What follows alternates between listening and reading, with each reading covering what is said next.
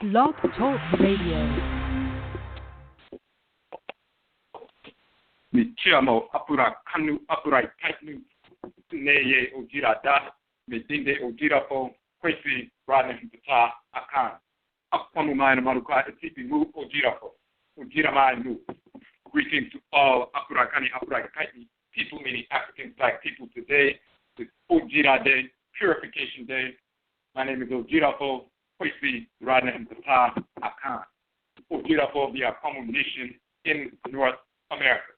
Within Ojirama, the purified nation, Afurakani, Afuraitkaitnit people, African Black people in the Western Hemisphere. Then I say we thank you for tuning in to the broadcast. Once again, we just opened up the chat room. If you have a question or a comment in the chat room, you must log in as a user in order to interact. If you have a question or a comment on the phone line, simply hit the number 1 so that we can see that your hand is raised, and then we can connect with you on the phone line. For those who are new to the broadcast, we have 4 broadcasts on a weekly basis. We have Akan Nanasom, ancient authentic Akan ancestral religion, on Joda on Monday nights, dealing specifically with the Akan expression of ancestral religion, which includes not only the ancient Khanit or Khanat, the Khan land, so-called Nubia. When we migrated from there to West Afurakani and reestablished the Khanat Empire a couple of thousand years ago, the Ghana Empire, we continued that ancestral culture and religion. When we migrated further south towards the forest belt of today's Ivory Coast and Ghana and reestablished Akana civilization over 1,000 years ago. And then hundreds of years later, some of our people were forced from that region into North, Central, South America, the Caribbean, and Europe during the Musuo Kepie, Great Conversity, the enslavement era. This is how Akan people arrived on the shores of North America. This is the same culture that we've maintained, that we carried in our blood circles. This is the same culture we perpetuated, the same religion, the same language, and so forth. The Hoodoo tradition in North America is the Akan tradition. Obia tradition in Jamaica is the Akan tradition. The Witi tradition in Suriname and South America is the Akan tradition. So we deal specifically with the various expressions of Akan Nanasom, ancient, authentic Akan ancestral religion. On Wednesday nights at Wukuda Akwada, we have Egwa Marketplace. We showcase a Black business organization or institution and the products and services that they are providing to the community, but also those who maintain their Afurakani, Afuraitkaitnit, or African ancestral religious values in the process, in the context of their service. We showcase one business organization or institution per week as part of our Okom economic development model. That Okom economic development model that we have published that you can download for free from our website to study that model. It is rooted in our ancestral religious values, therefore it's a holistic approach to economic development for our people. Part of the process and strategy we use is to starve the beast and feed the pride. So that means on a weekly basis you make an assessment of what funds you would have potentially wasted with the whites and their offspring, and then you starve the beast and feed the pride. You reallocate those funds away from the white business, direct them to the business organization or institution of the week. We target 1 per week for optimal capital infusion. Therefore, when you, as we always say, if you starve the beast and feed the pride, take $10 or $15 away from a white business that you would have wasted at Walmart or Chipotle, wherever you have gone, direct it to the business of the week. That's a transfer, reallocation of $10 or $15. When 1,000 of our people engage in that process in 1 week, that's a transfer of $15,000 in the course of 1 week to a specific business. They are then able to, with that $15,000, be able to hire individuals immediately in the same week to serve our people at a greater capacity, and they also have gainful employment as well, so they can serve their needs and their families and so forth. The business is able to expand their product lines and services to us, so we won't have to go outside of the community to access those same products or services. It's always a win-win situation. If we don't engage the process, we leave that $15,000 in the hands of our enemies. They enrich themselves, empower themselves and their own family members, and we are financing our own oppression in that process. So We starve the beast and feed the pride. You can see the list of businesses, organizations, and institutions that we've been supporting on a weekly basis on the Ocon Economic Development Model page on our website.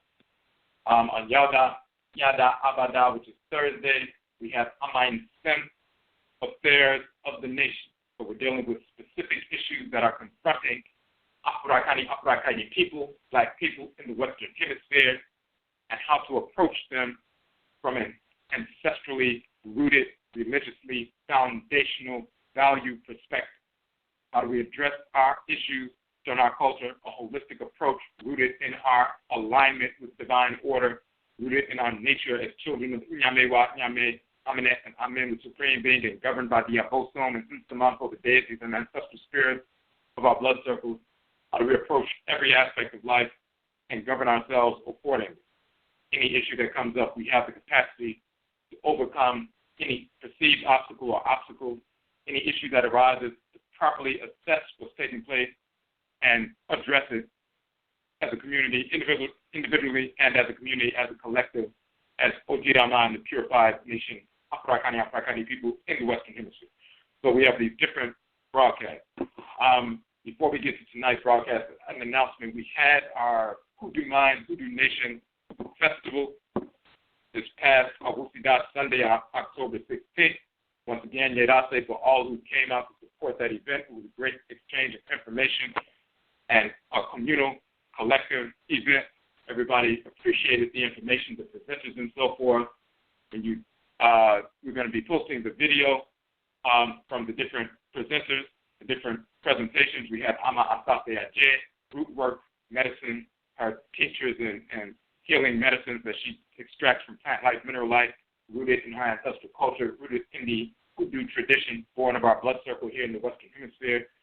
In North America, we had Afia Asase ritual dealing with the nature of Asunan, talismans, amulets that are impregnated with the ancestral Tumi power and the Tumi power of the Abosom, the forces of nature that are connected to our blood circle, to impregnate these talismans and amulets for protection, for healing, for offense, and for defense. And then we did a presentation on restoring Akan identity, the Hoodoo tradition being the Akan tradition, is showing the various aspects and manifestations of this tradition and how they are ancient Akan expressions of ancestral religion that we have maintained and perpetuated unbroken since we've been here for hundreds of years. So we'll be posting up those presentations very soon. Keep checking out the website. Presenters, as well as the vendors who came out. Once again, we had to update the Hoodoo Nation Festival Journal. We published that book, we released it on that day, gave a free copy of the book out to everyone who came to the event. We're going to post the ebook version tonight. We were going to post it last night. We had to make slight modifications. So we're going to post that book tonight so you have the ebook version of the Hoodoo Nation Festival 13,017 on the website not too long after we finish the show. So you'll be able to access that. You'll see the list of the presenters as well as the Egua Marketplace vendors. You can go to their website, support these businesses, these organizations, these institutions. This is why we have them listed in the book, in the journal, so that people can begin to access these services, these products, so we can engage in some real Egua Marketplace activity.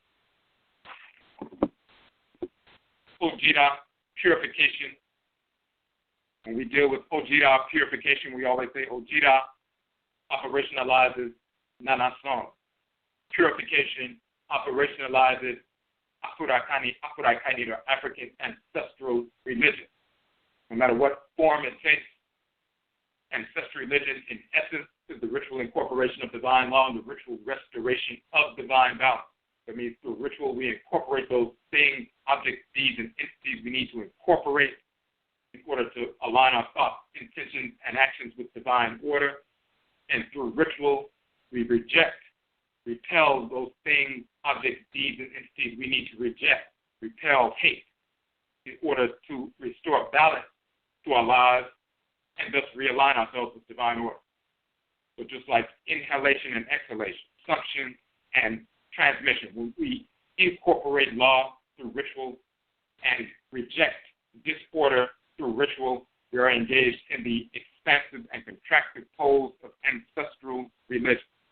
It's like consuming food. You consume what you need to fuel yourself, to stimulate your system. Your immune system then is able to repel and destroy that which you do not need, the bacteria, the funguses, as well as the cancer cells that develop. You take in the fuel, you empower yourself, but you also protect yourself and destroy that which would otherwise destroy you. The expansion and contraction of ancestral religion is the incorporation of divine law and the restoration of divine balance.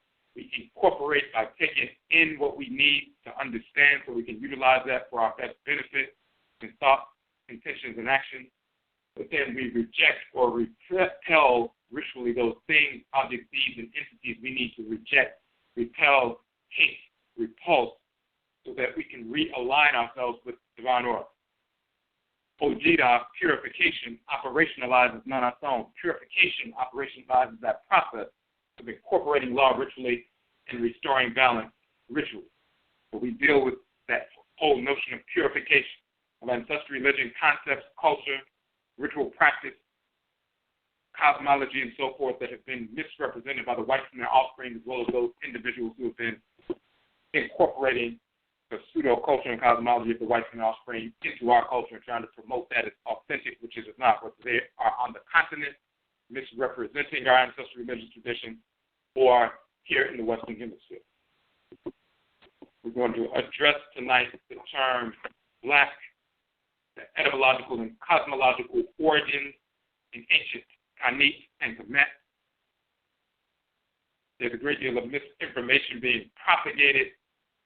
People in our community, brainwashed people in our community. Some of them, of course, are brainwashed. Some of them are agents of the whites and their offspring, misrepresenting the term Black as origins, what it actually means, trying to say that we're not Black. We can't use that term because that's a negative term and it means death and all this other stupidity, popularly promoted by people who foolishly and ignorantly call themselves Moors. Of course, the term Moor literally means dead.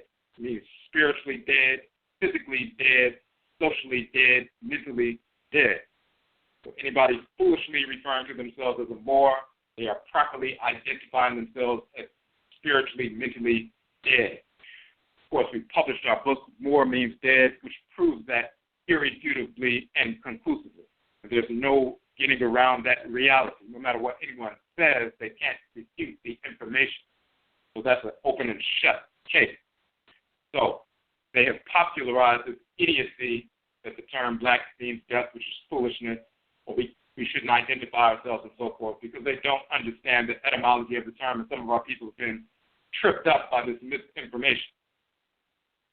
When people attempt to put forth false etymologies, silly little pseudo-etymologies that are born of white culture, you go back to the quote-unquote etymological origin of the term Black, and as far back as most of these individuals can go, to the Proto-Indo-European language phylum, and they still don't understand its roots because they're not really Proto-Indo-European roots for the term Black. It really goes back to ancient Kamit and Khanit, which is Egypt and so-called Nubia. But when you go back there, you have to understand the cosmology. You can't just look at it in a hieroglyphic dictionary, look for a few terms that look very similar, and then throw a little meaning on it. There's always a cosmological foundation for the roots of these terms. And the cosmological foundation for the various words that exist in our languages, and ancient ancestral language, directly from the abosom, directly from the Ntoru, directly from the dead. So when we wanted to learn what is the name of a specific deity, the name of a specific feature of creation, it is the abosom through possession, spirit possession, who communicated to us the names of plant life, animal life, mineral life, various aspects and geological features of creation, function, activities, behaviors, and so forth. Then we remember what we were taught through spirit possession. And then we transfer those names and titles and definitions to our people throughout our culture consistently, and this is where the terms come from.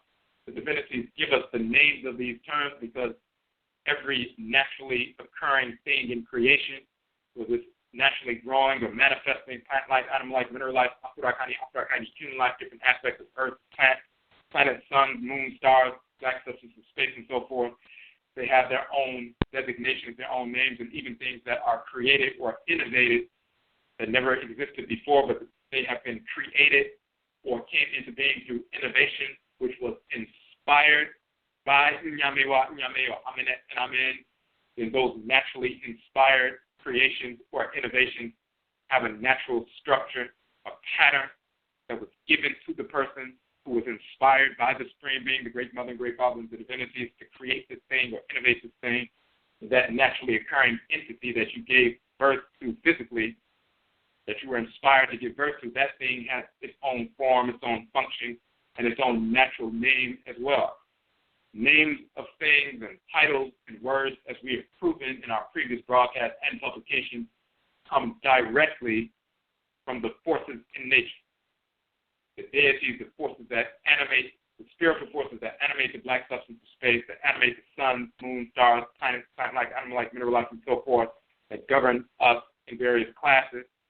The spiritual forces that regulate all of creation, they give birth to the names of the various things that exist naturally in creation, as well as specific behaviors, as well as ideas and creations that are yet to be born, that are already pre-existent in the spirit realm that we attune to, the forces in nature that regulate all things in creation.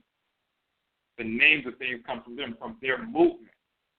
Of course, we understand anything that moves generates sound vibration.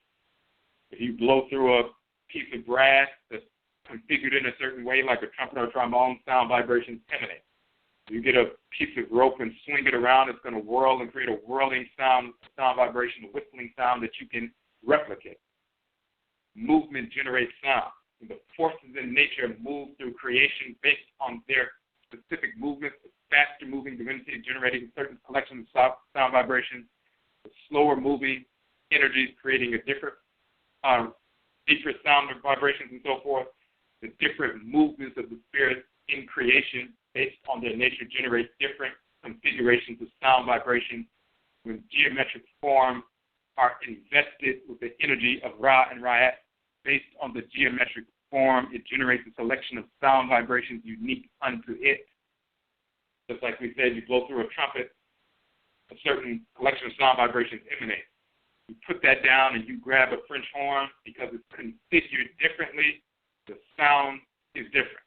You're the same person with the same lungs blowing the same kind of air, but because the instrument is configured differently, there's a different sound vibration that emanates. Same thing with the clarinet or trombone or whatever it is. The same thing with the life force energy surging through your physical form, constantly emanating a collection of sound vibrations that are unique to you, because no one has your exact physical form. The same is true with plant life, animal life, mineral life, Afurakani, human life, suns, moons, stars, oceans, rivers, and so forth. And the spirit of nature, and specifically Ra and Ra'at, the creator and creatress, when they invest their Ba'at, the divine living energy within naturally created entities based on the form and function of those specific features of creation or living entities, a collection of sound vibrations emanate. That includes the black substance of space, that includes everything that's naturally occurring. So the names of things are simply the replication, when we speak them, the replication of the actual configuration of sound vibrations that are emanating from each natural thing. That includes titles and adjectives. When you're describing something, you say black or belek or break. What you're talking about and what you're releasing when you say those sound vibrations is something that's in harmony with the entity or the condition or the spiritual force that you're talking about. That original blackness is the great black substance of space, which is a male and female divinity operating in harmony with one another through their functions. They're called Ka and Ka'et. The whites and offspring now call it dark energy and dark matter, expansive and contractive, but we've always recognized these divinities because we can communicate directly with them when we're talking about their actual functions and how they operate. Functionally, they are Ka and Ka'et, but but they also have descriptive titles, and it comes down to how they manifest that dark energy, dark matter on Earth. Within our physical body, that dark energy or dark matter is concretized and crystallized as quote-unquote melanin. Within the planet Earth itself, which was originally that black sphere, made of a portion of that black substance space, we have that same substance there as well. But we want to get even further down. We want to get into the cosmology of the term black, and why is it black? Why isn't it jigga or something else? Why does this substance or this color or this condition, why are the terms balak or beri combination of vibrations as opposed to another specific combinations of vibrations to describe what we're talking about? Cosmology gives that answer. The movement of the divinities gives that answer. So, first, to dispose of a foolish idea promoted talking about black means death, and there's no such thing as people calling themselves black, and there's no black land, and nobody calls themselves a black people. Nobody calls themselves living on a black land. And that comes from the whites and their offspring. That's pure stupidity. Only a fool will repeat that nonsense who've been worshiping the whites and their offspring on the down low in reality. Not only have we published in our book, Amet, the Black Nation and Divinity, that descriptive title, Kamit, talking about black, Kamit, the black country, the black land, and people, Kamal, the black people. We have proven etymologically and cosmologically the origin of the term Kamit, showing that it not only exists in ancient, of course, Kamit, talking about the people themselves and their color, skin color, as well as the land itself and so forth, but we also find the term in the Akan language designating the people themselves as well as the land mass as well, the region that they're talking about. The exact same term designates the exact same people with the same cosmological foundation.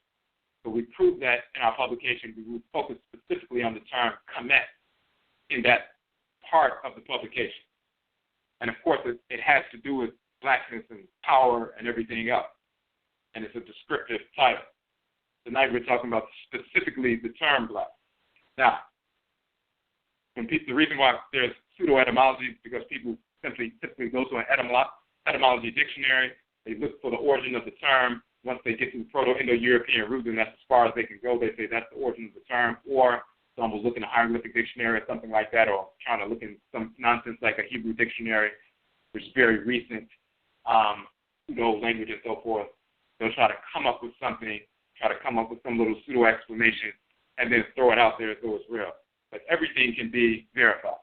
This notion that no one calls themselves black and so forth, we're going to deal specifically with that immediately.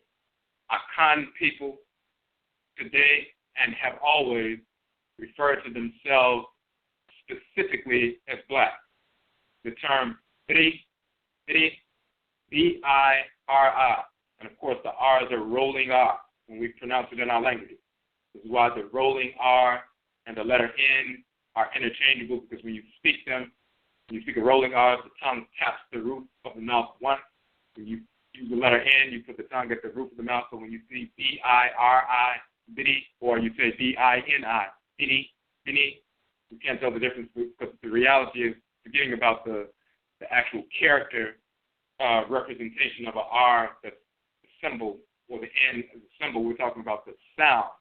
And the sound is created when you put the tongue taps the roof of the mouth. So whether it's B-I-R-I, Bidi, or B-I-N-I, Bidi, you're talking about this function. It means black or dark. When it gets dark outside, we say it's Bri, it's black. And there are also deities named Obri, the black one. The title of Ahusi or Asar, Asi, in the Akan languages like in ancient Amet, Asar is called Kam, or the great black. So we call ourselves Bri, and we'll say Obi, Bri, Ni. Obi, Bri, Ni means someone. Obi, who is Bri, black. Ni means one individual, so Obi Bri Ni means one black person. Obi Bri Fo means a group of people, Fo, who are Bri, black. Then we have Obi Bri Mai, or Mai means nation, which is Bri, which is black. So we say Obi Bri Mai, the black nation. Obi Bri Fo, black people. Obi Bri Ni, black person. We literally refer to ourselves as black. So all these fools who've been running around for 100 years, part of these silly little organizations, Moorish and others, talking about there were no people who called themselves black. We literally call ourselves black, and it's tied directly to a divinity who is called Obre, literally meaning black. This is why we utilize the term. Even to go a little bit further with that, why would we utilize that term? What divinity are we talking about? Afsar is descended from that divinity, so he can be called Obre as well, or black as well. That's why he's called Tom, or the great black man in ancient Kamit, Obre Inakan, as well as John Inakan as well. But when you go back far enough, in one of our broadcasts, we talked about that title, Indi Bre, Fo, Bre, Bre, Fo. Sometimes the Bre is double, Bre, Bre. The Bre people, Bre Fo, Fo, and Akan is plural, meaning folk or people, Bre Fo. Bre also means someone who's unusually powerful. So the reason we say Bre people, black people, this is that ancient term, Bre or Bre, which in English becomes Berber, or we say Bre or Bre. The Berbers originally are black people. This is before the whites and their offspring invade North Afuraitkaitnit, pollute the blood circle a few thousand years ago. Then further north, you go into North Afuraitkaitnit, the furthest reaches north, people calling themselves Berbers, light-skinned, pale, blue-eyed, some of them have blonde hair, some of them have black hair, and so forth. These are descendants of white invaders, no different than the white invaders, the exact same white invaders who invaded Amet, these white quote-unquote Arabs right now. These are not the original people. You go and see an Arab in Kamit, so-called Egypt, you're not looking at the original inhabitant, you're looking at an invader, even though they've polluted the blood circles of some of our people and they may be a little bit tan, but these are invaders. But the original black people still live in Kamit, many of them, and they live further south. Those are the originals, and then you have the invaders. In North Afuraitkaitnit, you have the original people who've been there for over 100,000 years. But then you have some criminals, the whites and offspring, who have polluted the blood circle. So the ones further north, they're descendants of the invaders. But the original black, Bre people, or Bre, quote-unquote, Ber people, they still live there, and they're jet black people with full noses, full lips, and naturally coiled hair, and so forth. You have other people who have been mixed and polluted, so you have a mulatto section or class percentage and so forth as well. But we're talking about original. When our people migrated from ancient Khanit, so-called Nubia, further west, toward the western part of the continent, after the fall of Kamit, some of our people migrated west. Ancient Khanit or Nubia, as well as ancient Khanland in the western, quote-unquote, Libyan desert. The title of ancient Libya is Kahan, and we talk about that in our Afurakani book. It's the Kahan, or the western Libyan desert, that region, quote-unquote, Tehenu or Tahanu. It's pronounced Kahanu, and we show that in the Afurakani book. The Kahanu or Khan people, quote-unquote, Libya, or the Khan people of ancient Khanit, Nubia. You have the Khan people of the south of Amet, quote-unquote, Nubians. The Kahan people west of Khanit, the so-called Libya. These are the Bre people, Bre people. This is a title. They maintained that title for thousands of years. They're still called Bre or Bre, or quote-unquote Berbers. And the originals are the blacks, as we said. They migrated to the western part of the continent. Some of them stayed in North Afuraitkaitnit. Some of them migrated to the western part of the continent, part of the establishment of the ancient Khanit Empire, or so-called Khanit Empire. We're not talking about white Berbers. We're talking about the original black Khan people. This is why we continue to call ourselves Bre or Bre people, the black, because we've been using that term for thousands of years, non-stop. And we still use the same for ourselves and for the land. Where does it come from? Bre meaning black or dark. We also have the terminology that can also be extended to the color dark blue, whether it's indigo or a little bit lighter, but it's still dark blue, like the dark blue night sky or the sky itself. So we have three, meaning black or dark. When the sun sets, it becomes three, black or dark. And three can also be used for blue. Why is there a term designating blackness or darkness? It is also, and when the sun sets, it's dark three, but also connected to the people in our skin color, also connected to the colors black and blue, also connected to divinity. What is the connection between all of them? When you look, for example, the Libyan Afurakani, the second, and you see his image, the Afurakani man, but then his arms and legs are painted with that blue dye. Just like today, some of the Tuareg people, the people of the blue veil and so forth, and they have their skin dyed, hands dyed blue and so forth. That was going on for thousands of years. What is the association with black people, with the black color and the blue? What you have is the ancient divinity Amen as well as Amenet, the great mother and great father. Amen is depicted as black with a black skin, also depicted with blue skin. When you look out into the night sky, it's infinite. There's no beginning and no end. That is the black substance of space that contains everything in the universe within it. That's the skin or the melanin, Abatum, of the great divinity Amen and Amenet. So he's shown with black skin. When the sun rises and illuminates the world, when you look into the day sky, it is infinite. There's no beginning and no ending. And it's blue. So you see Amen with blue skin. The infinite one, the same thing with Amenet. The infinite one, the one who has no beginning and no ending. During the nighttime, it manifests as black. During the daytime, manifests as blue. We're direct descendants of Amen and Amenet. In our Khan called Ari Amen.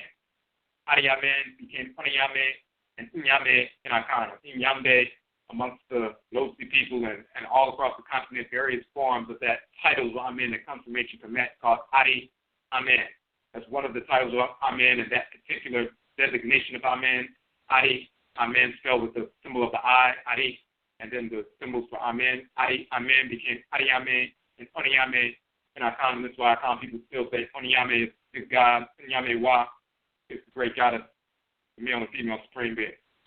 So we are descendants of Onyame and Onyame Wa, Amenet, Amen, and therefore, because they have quote unquote black skin, and that's the primary, of course, blue is temporary and manifest. It's based on our perception, but in reality, the blackness is what encompasses all of the planets, sun, moon, stars, and so forth. So the root color is gris, the black. The reason we call ourselves Ibri, we're showing we're black, we're descendant, our skin color is connected to the black substance of space, that melanin that we have within us, manifests in our hair, skin, the pupils of our eyes, and so forth, that receive that divine light of Ra and Ra'at and animates every aspect of our being. We're showing we're directly descendant physically and spiritually from Amen and Amenet. This is why we call ourselves that, and we call our land that, and call our people that. This foolish notion that nobody calls themselves black is pure stupidity. But when people worship the whites and their offspring, and on the down low, they really want to not identify with anything black because they hate themselves. Anybody trying to pretend like black is evil, we shouldn't use the term, and it represents a negative legal connotation, all this other foolishness. On the down low, they simply are manifesting self-hate. And low-key really want to separate themselves from just quote-unquote black because they particularly have a desire to lay up with the whites and their offspring, whether it's mulattoes or really going all the way to the whites and their offspring. They're looking for an excuse, etymologically and cosmologically, a pseudo-excuse to lay up with the whites and their offspring, to be connected or have some close proximity to the whites and their offspring in some way. They can't come out and say that, so they have to hide behind pseudo-etymologies and so forth and ridiculous culture. So that's the first key. That's ancient, unbroken, for thousands of years up into this very day. Now, look at the etymology of the term black. You go to an etymology dictionary, English term black, dark, Proto-Germanic, blacka, Old Norse, blacker, Old High German, blach, B-L-A-H, because that H is not pronounced in a harsh way, blach, because if you just say blach, B-L-A-H, or B-L-E-H sometimes, but B-L-A-H in this Old High German. Blach. They would say Blach. Later it becomes the Swedish Blach. Dutch, Blacken, to burn, from the P-I-E or Proto-Indo-European Balek, meaning to burn, gleam, shine, flash. In parentheses, they say also the source for the Greek Phalekian, which and Latin flagrare, meaning flagrant, talking about to blaze or to glow or to burn. But it's from the root that Balek is from the root L, B-H, which is the bus sound, and the L, and they'll stick an E in there, but it's really the consonants, the B-H and the L, del, bele, meaning to shine, flash, burn. And then you also have the term bleach, which is connected to that, burning, something that, when you use bleach, it burns and so forth, but it can also make something white, pale, but it also burns. You have those things. The same root produced Old English black, bright, shining, glittering, pale, the connecting notions being perhaps, quote-unquote, fire, which is bright, and burn, which is dark. So there's a connection between something that's burning, to burn, gleam, shine, or flash, black or bell, to shine, flash, or burn, and also the term black. Of course, the connection is, first and foremost, you see an explosion of something shining or a spark, gleaming, lightning. It explodes, and then it hits the tree and causes it to burn, the explosion or the fire or the light. Once it hits the object, then that light, fire, shining thing causes it to burn or, quote-unquote, black. That's the connection between explosive fire is the spark or the explosion, and the consuming fire turns the same thing, quote-unquote, bell or black. Now, the term bell, what it actually is the BH is one portion, and then the L is the other consonant. So whether it's BH or just B, the pronunciation is ba. So you have basically the B and the L. The whites and offspring would stick an E in between to facilitate pronunciation, but the consonantal structure of the word is the bus sound and the L sound. That's the Proto-Indo-European root. B and L, bell or bull or bill. And then bilek became balak later on, but that root is bell. The shine, flash, consonantal structure of a word is like the skeleton of a word. It's like your skeleton is the structural component of your body. It holds everything together. Then the organs and the tissues are like the valves. The valves give a specific kind of meaning and volume, but the consonantal structure is the skeletal structure. So you have that B and L, which is the skeletal structure, and depending on the pronunciation and dialect, it may be an A in between the B and L, bal, balak, or E or an I, bilek or bilak, depending on what it is, but the root is B and L. Now, in ancient Khanit and Kamit, there was no letter L, there was a rolling R. The same is true in the Akan language today. There's no letter L, there's a rolling R. So you'll see that in the Akan language today, if someone has a loan word, like the term mulatto is a loan word, the way a Akan person pronounces that is murato, muratoni. L is the tip of the tongue is touching the roof of the mouth. The rolling R is the ra, tip of the tongue touches the roof of the mouth, so there's an interchange between the rolling R and the L. You will find that exact same interchange when there are foreign loan words into the language of Kamit. If they have a letter L, they are translated by the medut or the hieroglyph for the letter R. So, for example, when the Greeks invaded and they called themselves Ptolemy, P-T-O-L, that L, when it's translated into the language of Kamit, since we did not have a letter L, we used the symbol for the letter R, the rolling R, whether it was the symbol of the open mouth or the symbol of the room, the lion, the counted lion. So instead of saying Ptolemy, that's the way the whites and offspring will pronounce it. When it's translated into our languages, Ptaremi becoming Ptaremi, but Ptaremi sounds very opposed to Ptolemy, because the tongue is still, you talk about the sound, not the character that you read, but the sound itself. La, the tongue is tapping the roof of the mouth. Ra, the rolling R, is the tongue is tapping the roof of the mouth. So that's why Ptolemy, Ptolemy, when you say it at conversation speed, Ptolemy, it sounds very similar. So the key is the loan words that were foreign that had letter L or the L sound, it would translate it with the rolling R sound. That's in ancient times, and the descendants of ancient Khanit and Amet, Khan people, as well as others, have the exact same device. Rolling R representing the letter L or the L sound. So this BL, bil, meaning to shine, flash, burn, the origin of the term black, is really a BR from the ancient language. That BR sound, that rolling R sound. Bidi or bede, this is the origin of the term. Just like bidi in Akan. We still have what they call the Proto-Indo-European root, the bel or bede. We still have it as bidi, which means black in Akan. It's not a Proto-Indo-European root. It's actually our root. It comes from us. We've been using this term before the whites and offspring existed. We talk about the cosmology of Amen and Amenet, and Amen being shown with black skin. We are Bre people, black people with the black skin and so forth, and with children of Bre, children of Amen and Amenet and so forth. All of that's connected to the cosmology. We already have that. We speak it every single day. It's not something that has to be portions of a language that have to be reconstructed, that haven't been spoken for thousands of years and trying to figure something out, as they've done with the Proto-Indo-European language phylum. We still speak these terms every single day. In fact, as we have shown in our different publications, all the terms you find in the hieroglyphic dictionary, all of those root terms, every one of them can be found in the Akan language. It's the same meaning, connected to the same deities and so forth. We've never stopped speaking this language. Now, as we have the term Bri, which means to shine, flash, burn, the origin of the term black in Proto-Indo-European language phylum, we still speak it in Akan today, Bri meaning black. Where does that come from? Why does it mean that?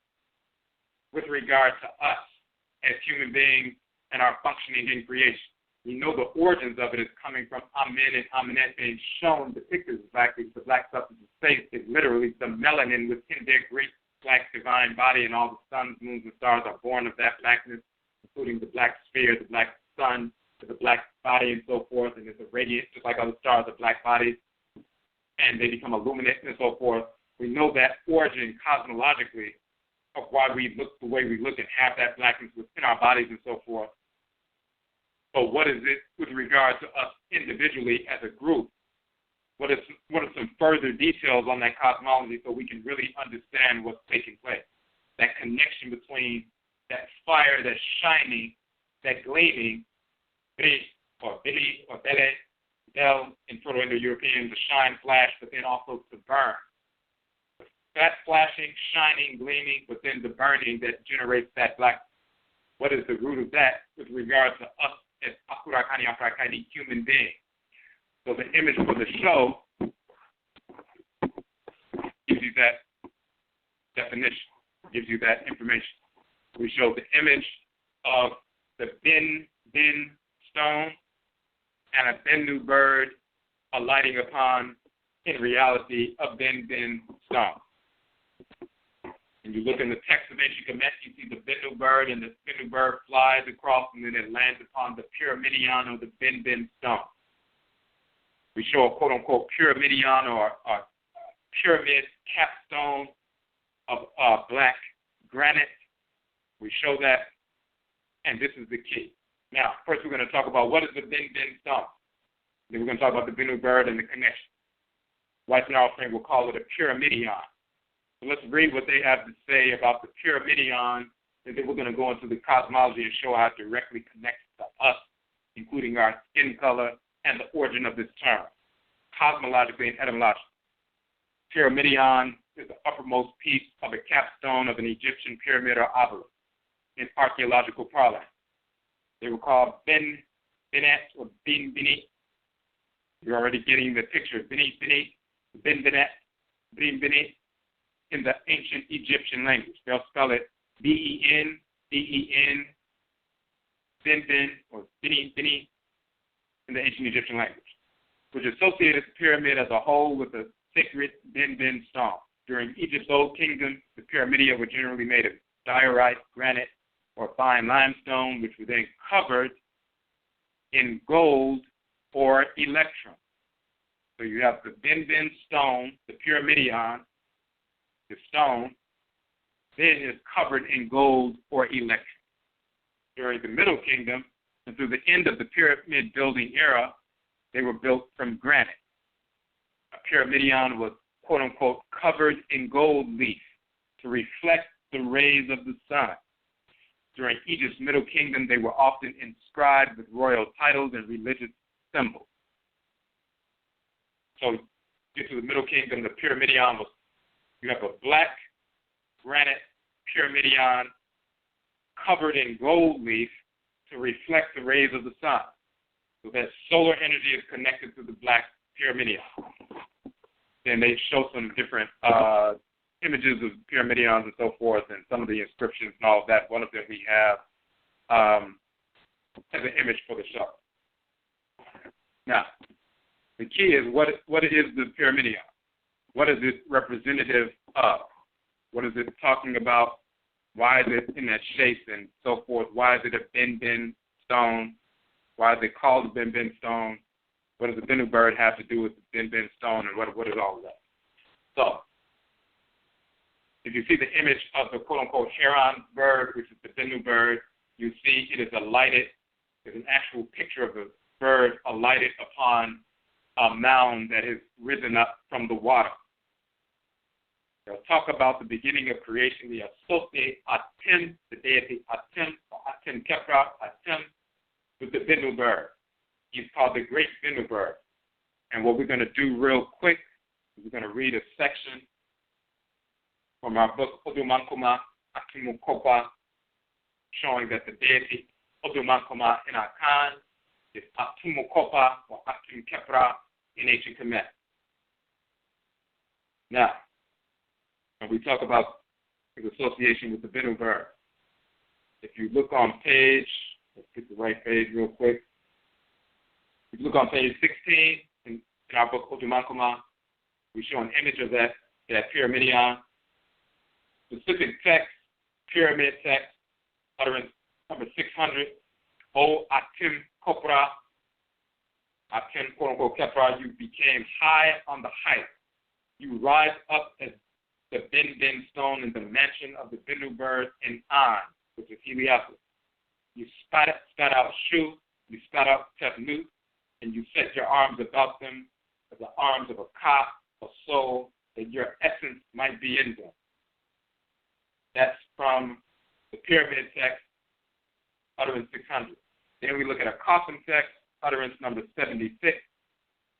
O you eight primordial divinities, Toru 2, keepers of the chambers of the sky, Ben of Ra was that from which Atem came to be. Now, to associate Atem with the Bennu birds as the sacred animal totem for Atem, he said he rose high on the height, manifested as Benben Stone in the temple of the Bennu in An, in the region of Heliopsis.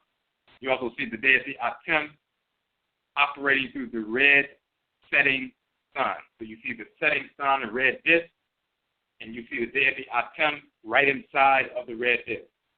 You also see Kepra in the rising sun, the beetle Kepra, but then you see Atem in the setting sun.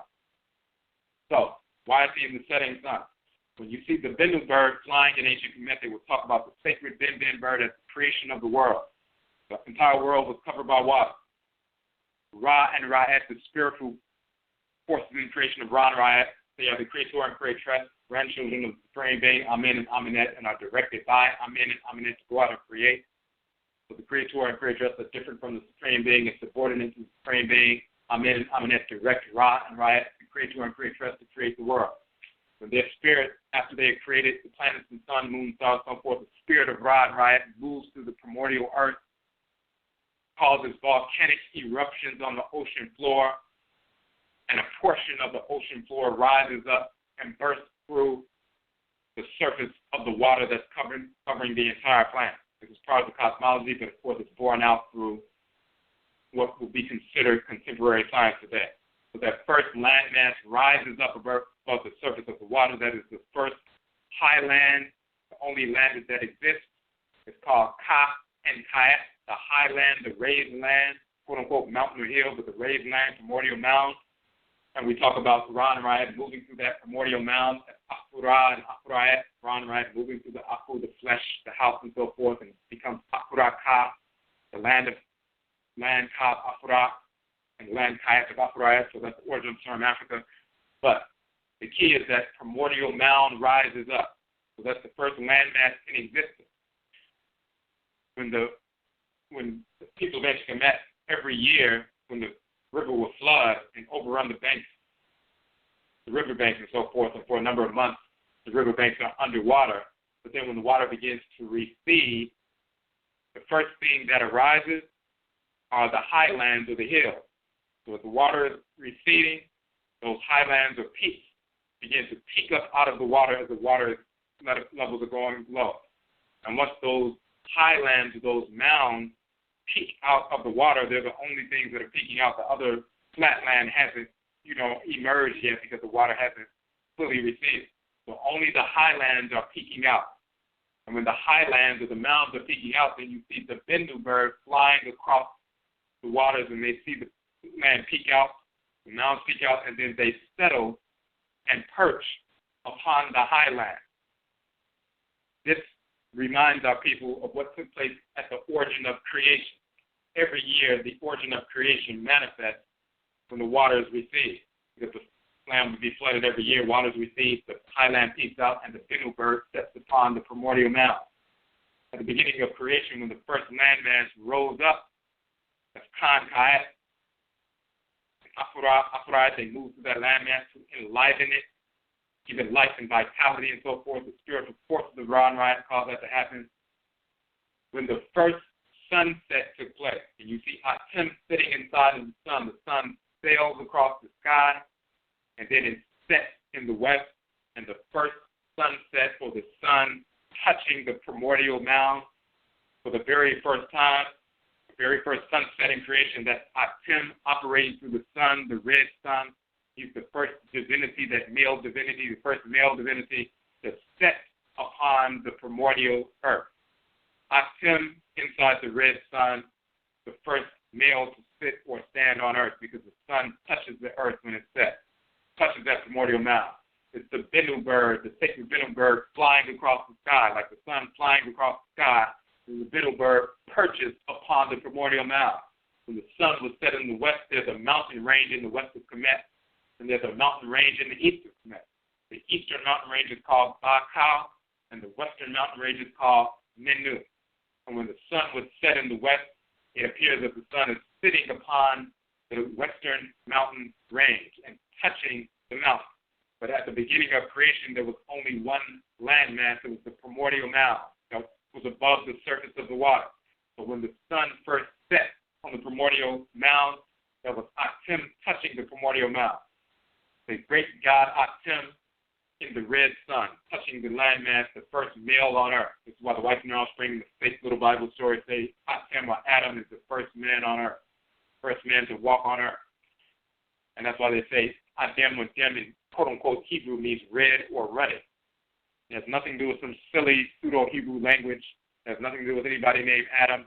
It's talking about the deity Atem, also spelled Adam, operating through the red setting sun, touching the earth for the very first time, the primordial mound, operating through the sacred Bendu bird. But when that sun touches the primordial earth, the next part of the cosmology is that it begins to harden and ossify the earth. Just like you put clay that's formed into a pot or a jar or some other sculpture into a kiln, into an oven, so the heat will harden the clay. That's why the deity Atem is named. Tem means to complete. It means to bring to an end. It means to finish. It also means hard, compact substance.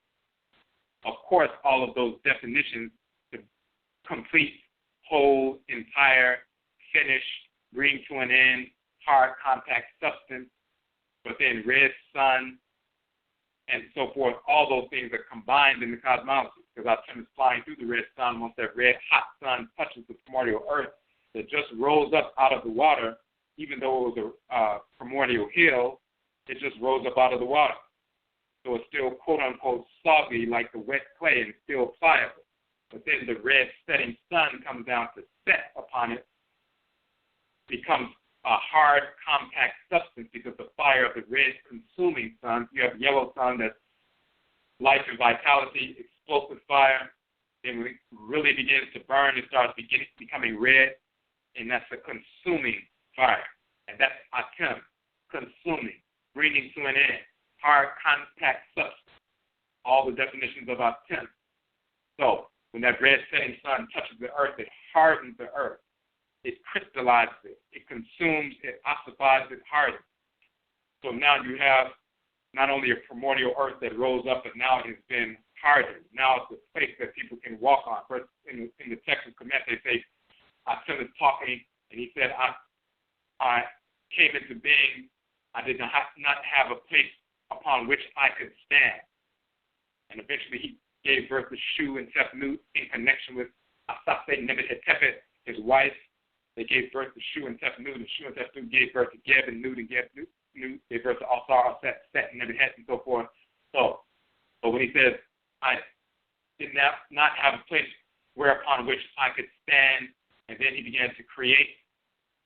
One of the reasons they're saying that is because once he set upon the earth, just like the Bennu bird setting upon that primordial mound that rises up out of the water, he didn't have a place to stand or have a firm foundation, so he established Ma'al and Ma'at, that firm foundation, meaning he hardened that primordial mound through the fire of the consuming sun to harden it like the clay being hardened into a hard substance. And then it was a place that can be inhabited. Prior to that, if you try to walk, it's like walking in a swamp or a quicksand and so forth. But now it's become a space, a place that can be, that has a firm foundation. Now people can take up residence in. Eventually, Afurakani people are created. So that's that cosmology. That Benben Stone, or that pyramidion, the capstone of the pyramid, is a representation, a manifestation of the first primordial mound that rises up out of the surface of the water, that black hill, that primordial black substance that rises up. When the black primordial hill rises up, then the sun sets upon the primordial hill and hardens it because the fire of the sun gets inside that primordial hill. The Bennu bird sets upon the mound. The sun flying across the sky like the Bennu bird sets upon the primordial mound. When the pyramid is created, and there's a capstone, and it's black of granite, and then they put the electrum or the gold there because the gold pulls in the light of the sun. So now that fiery energy of the sun can radiate through that gold leaf, and that burning fiery energy can move through that black capstone, the union of the fire through the black stone, the black mound, and that's that origin. So the term is called, the stone, the capstone is called, quote unquote, Benben, is spelled B-N-B-N, Benben, or Ben-Ben, but it's really Bidi. So let's look at some of these definitions to show that connection, prove that. Bri, the origin that they said is Proto-Indo-European for black, Bri, which is Bel or Bere. We say Bene, or Ben, or Bene. In Akan, it's pronounced Bini, talking about black people. Let's look in the hieroglyphic dictionary and see if it bears that out. Now, there's a difference because the way some of these dictionaries are written, they will combine various terms. They know that the skeletal structure is BN or sometimes BR, but then they may stick an E in between there. Sometimes they'll stick an A in between there. Sometimes they'll stick another vowel in between there to facilitate pronunciation, but they didn't know. So, for example, you have BN, which can mean evil or bad and so forth, and they'll stick the symbol that represents the letter A, but sometimes they'll just stick an E in there, Ben. But which one is it? If you look at that term BN, is it bone? Is it bond? Is it being? Is it ben? What is it? The one that says ben, meaning evil. If you look in the Coptic dialect, they don't pronounce it ben, it's bon. And then another variation is bonne, means evil. So this particular ben is not really B-E-N. Actually, it should be B-A-N or B-O-N, bon, meaning evil. Bonne, meaning evil. In the hieroglyphic dictionary, they just stick an E in there sometimes and it looks exactly like the other term. We can verify that because in the Akan language, there are two terms for evil. Bon means evil, bonni means evil in Akan. In ancient Kemet, in the Coptic dialect, bon means evil and bonni means evil. Same word, same variation in both languages, unchanged. So we can see that this particular band with a specific determinative with the person driving a hatchet through the middle, axe in the middle of their head. That bonni, that B-N of ben is not really ben, it's really bonni, and it means evil. It means that in ancient Kemet, the same vocalization, it means the same thing in Akan. So we don't have to deal with that one. We're dealing with the other one. They spell it the same way, B-E-N, but it's really B-N. And this one, what does it mean? It says, the stone symbolic of the sun god, obelisk, pyramid, sanctuary of the Benben Stone, that's the Benbenit. And sometimes it's spelled with the symbol of the foot, the leg, lower part of the leg and the foot. But then they also spell it with the symbol of the burning incense, the bowl of burning incense, the same bowl of burning incense that's utilized for the term Ba, meaning spirit, and Ba'et, meaning spirit, the divine living energy that's surging through us. That energy of Ra and Ra'et, the great Ba and the Ba'et moving through us.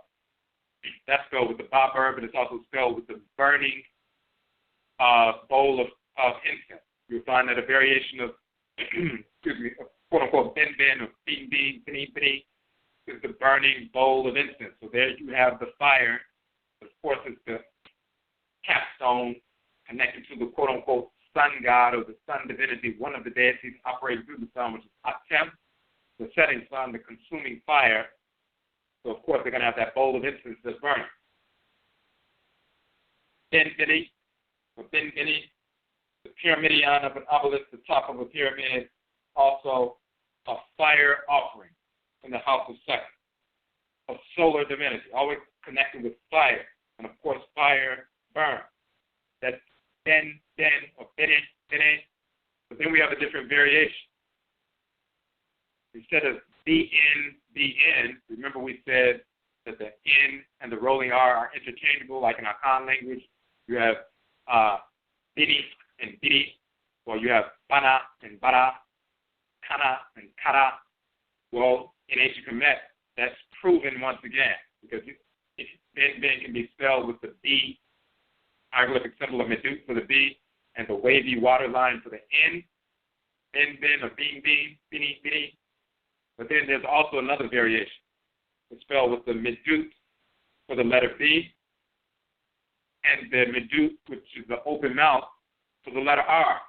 And it means pyramid, stone with a pyramidal top. It can also be represented by a loaf of bread with a pyramidal or Khanit shape, like a cone. Bidi, or bede. So you have both variations, one with the letter N, ben, or bini, or one with the letter symbol for the letter R. Bidi, or bede, is pronounced in Akan as bidi. Now, that particular bri, there's another variation or definition for the BR, as well as the BN. It means an eye or the pupils of an eye. So what's the connection between the pupils of the eye, bidi, the Benben Stone, the bidi stone, the Black Pyramidion, as well as black people?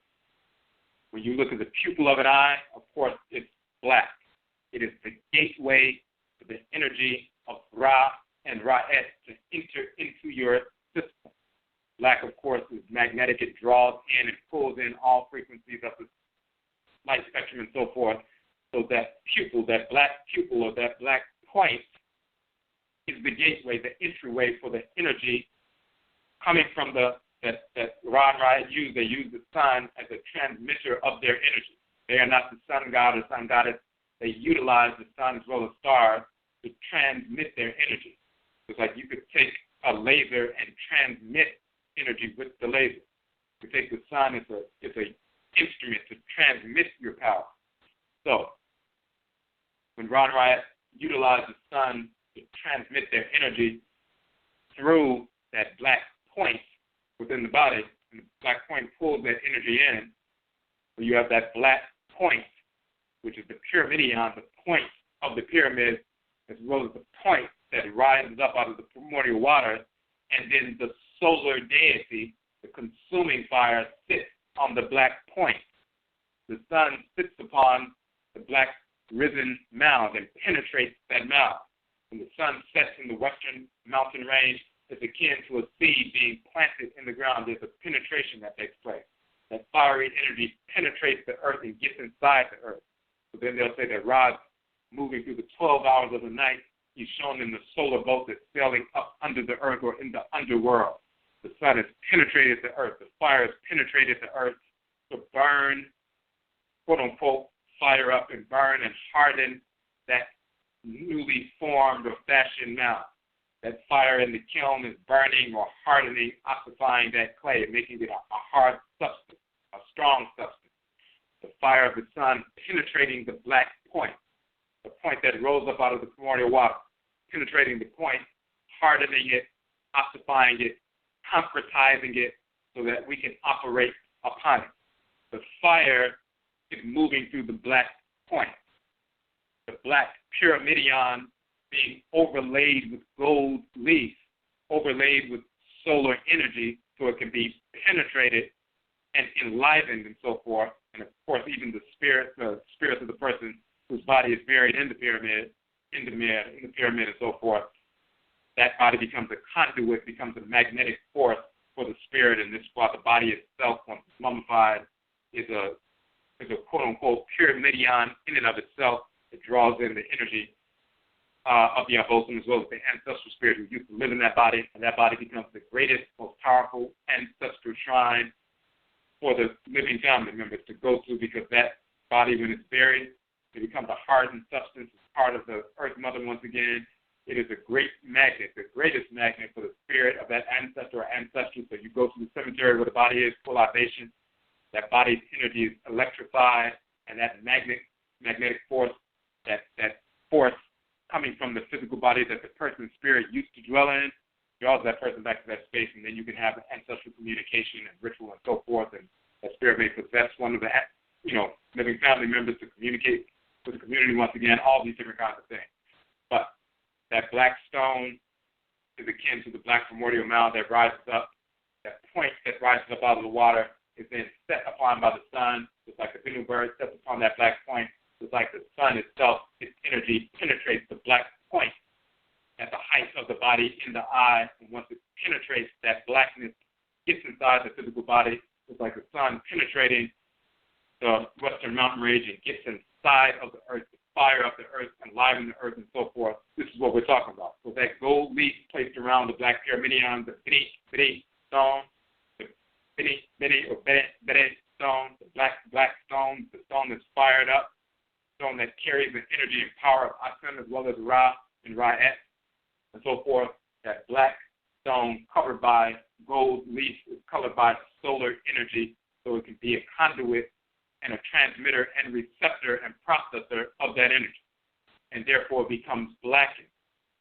When that solar energy can take up resonance and smolder within something, then that thing becomes blackened, and that's the connection between the blackness and the gleaming light. So in the Proto-Indo-European root, when it says bel or bede, which means to shine, flash, gleam, but also to burn, this is coming from bini, with this bn or br, bidi, and then you also have a version of the term br, bidi, meaning to macerate and to boil in the hieroglyphic dictionary. Bre, or bri. This is why the bri or Berber people living in the desert, in the hot, the fire, and so forth, they have black Berbers connected to the blackness of the sky, Amen and Amenet. They also wear the blue clothes, the blue veil, and everything else connected to the blue manifestation of Amen and Amenet. And of course, in our Khan culture, we have the term Bri, meaning black, dark, ourselves Bri Fo, black people, but we also have that Bri, also meaning blue. We're called Bri Shefo, those who shed the Bri. That's talking about those who dye the blue cloth. That's our Khan tradition, the dyers of the blue cloth, Bri Shefo. And that blue cloth is the Bri Tam, the cloth that is blue.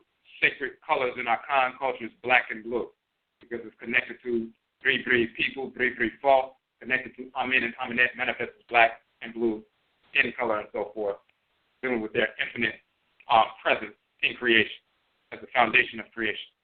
Now, so all of that is connected. You have to understand the cosmology to understand why Atem is operating through that Bennu bird who is flying across the sky, setting upon the primordial mountain of the primordial black point.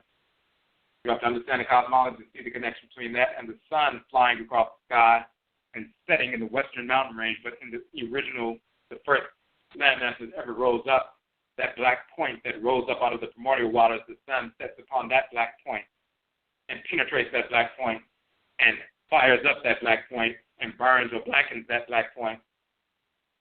And then we are born out of that black point because our bodies, the first bodies of our ancestors and ancestors were fashioned from the black soil of that quote-unquote burned land, the land that Atem occupied or concretized, and Atem as well as Asase Nebet-Tepet, which is different from Offset. Asase Nebet-Tepet, called Asase in Akan. When Atem and Asase Nebet-Tepet unite and give birth to Shu and Tefnu give birth to Geb and New Earth and Sky, and they give birth to All-Star, Set, Nebet-Het, and the lineage continues. It starts off setting upon the black point. And then, of course, you have the sun, the light of the sun, penetrating the high point within our bodies, that black pupil, and that's why Bri also means the pupil of the eye. So this BN or BR, the pupil of the eye, which is the black point that receives the sunlight, receives the energy of Ra and Ra, takes it into the physical body. It quote-unquote burns or enlivens the melanin within the physical body, stimulates that black substance within the physical body, and also captures the energy and enlivens and revivifies the energy that's surging within your body, your spiritual energy, the divine living energy. Bri, a fire offering, the black pyramidion, that black stone, manifests and representing the primordial black mound from which the bodies of our people were fashioned in the beginning. And this is why Akan people call themselves Bri Fo, Bri Fo. Sometimes it's shortened to Bri Fo, but it's really Bri Fo. Also Bri, double, people who are unusually powerful. The darker something is, the more powerful it is. In our Akan culture as well as the cultures around the continent, this is the connection, this is the origin of the term Bere, or Bere, in the Proto-Indo-European language phylum, being the root of the term black. It comes directly from our language. It comes directly from our cosmology. The reason it comes directly from the cosmology is because it comes directly from the movement of the deities through creation. It comes directly from the specific divinity operating through the setting sun and the consuming fire of the setting sun. Because it's a consuming fire, it will harden the landmass of the physical aspect of earth that it touches and blacken it. And then our bodies are born from that blackened substance that came directly from Atem. That's why they'll talk about Timu also meaning children of Atem. We come into being from the eye, the tears that fell from the eye of Ra. So whether you're looking in the Nessie Men Papyrus, the so-called Book of Knowing the Manifestations of Ra and Overthrowing Apep, or if you look at an earlier text, that's a late period text, you look at earlier text, you look at the so-called destruction of mankind, the Book of the Cow of Heaven, and Ra talks about men and women who came into being from my eye, talking about the right eye of Ra is the sun, the left eye of Ra is the moon. So when they're talking about the sun and the eye, and the people being coming out of the eye, teardrops from the eye of Ra, the teardrops, that solar energy falling from the sun, quote unquote, and those teardrops, or a little portion of that divine living energy, becomes the Ba of an Afurakani male, or the Ba-et, because Afurakani female, the spiritual life force energy, that solar energy surging through our black bodies and so forth. Our spirit coming directly from the eye, quote unquote, of Ra, the tears from the eye of Ra. Of course, Atem operating through the sun, he's operating through the eye of Ra as well. Atem is the son of Ra. There's a difference between Ra and Atem and Kepra. They are servants of and subordinate to Ra, having been given birth by Ra and Ra'at. So, Atem operating through the sun, the consuming fire of the sun.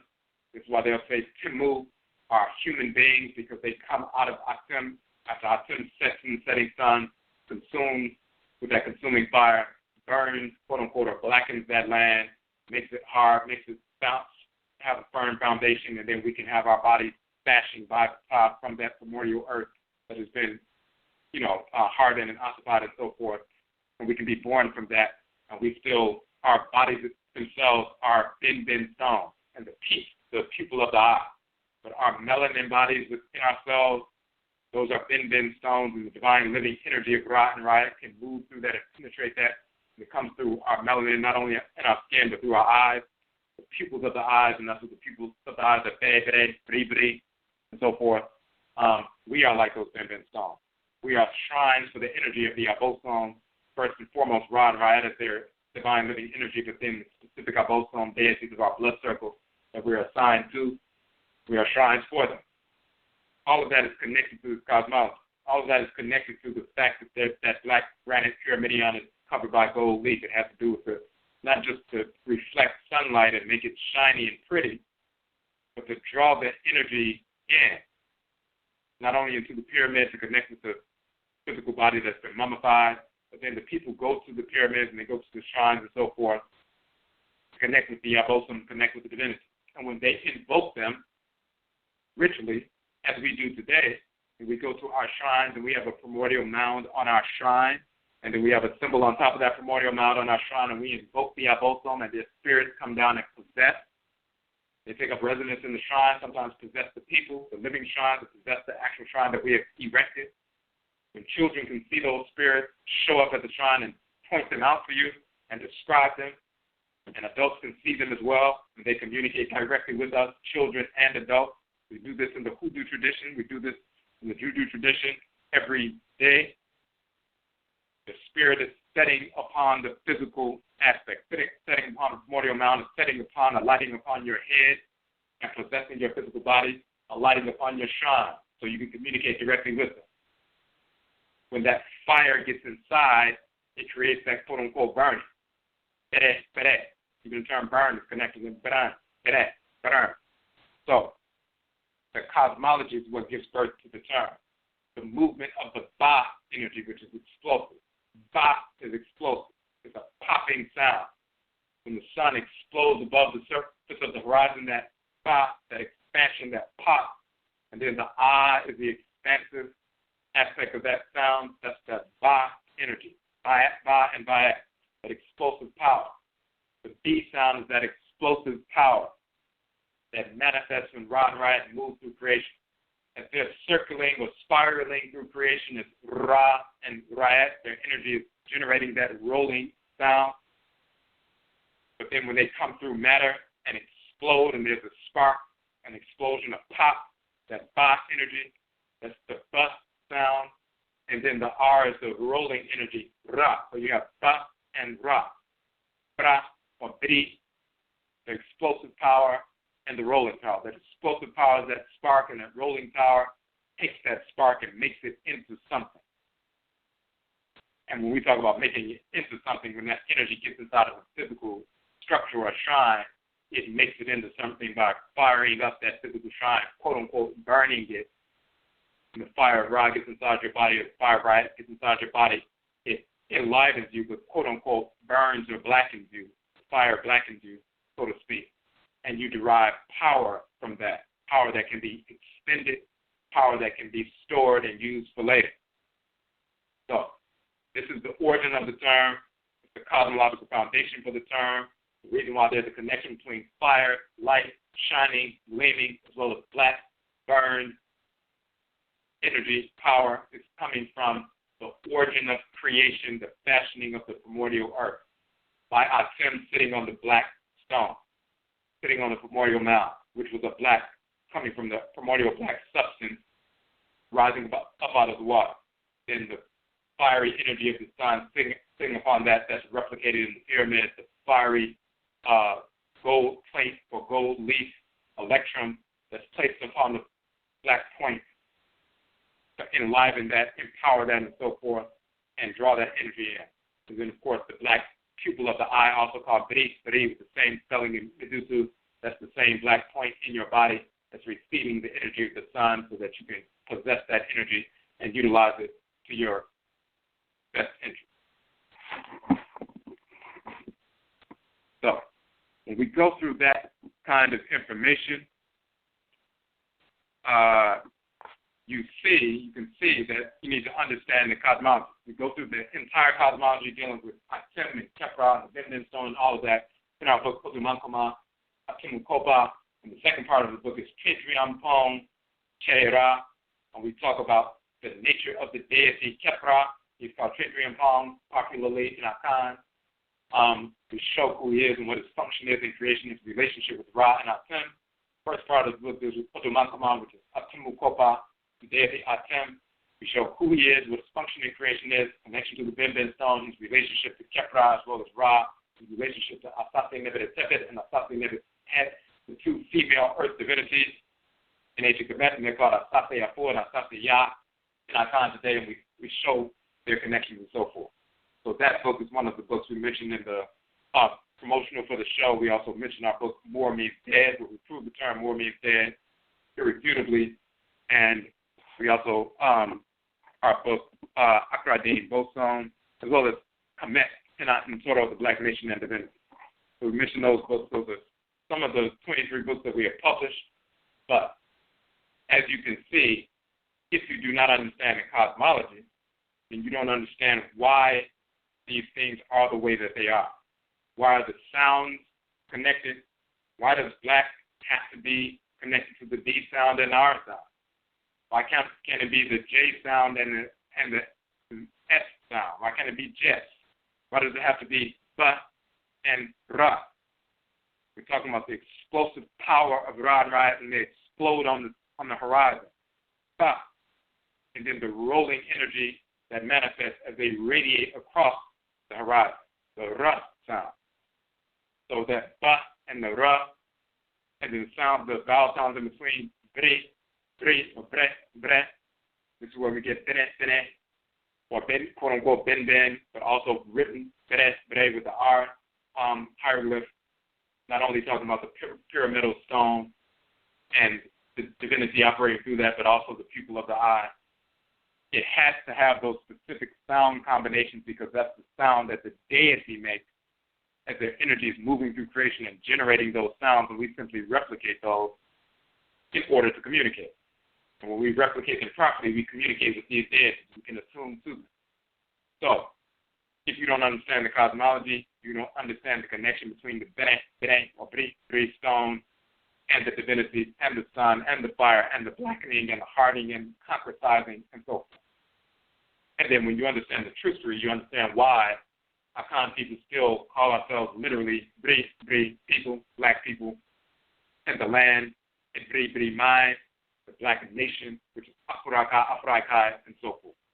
That totally destroys this notion that we don't call ourselves black, that's pure stupidity, and it has no roots in our ancient languages. In fact, it has no roots in the European languages. They can't tell you why Bere or Bere or Biddy as a root for the term black, why it means that. All they can say is it's a root. It means to shine, gleam, and also to blacken or burn, and that's it. They know the word, and they know the meaning. But they can't tell you why does it mean that, because they did not create it. They did not learn of it from the divinity. You go back to us, we can have the exact same definition to blacken, to, macerate, to boil, but also to shine, bright, sparkling, and so forth. Why do we have that? We can show you the deities who are connected forces in nature, why they have these names and where it comes from. Whites and offspring can't do that.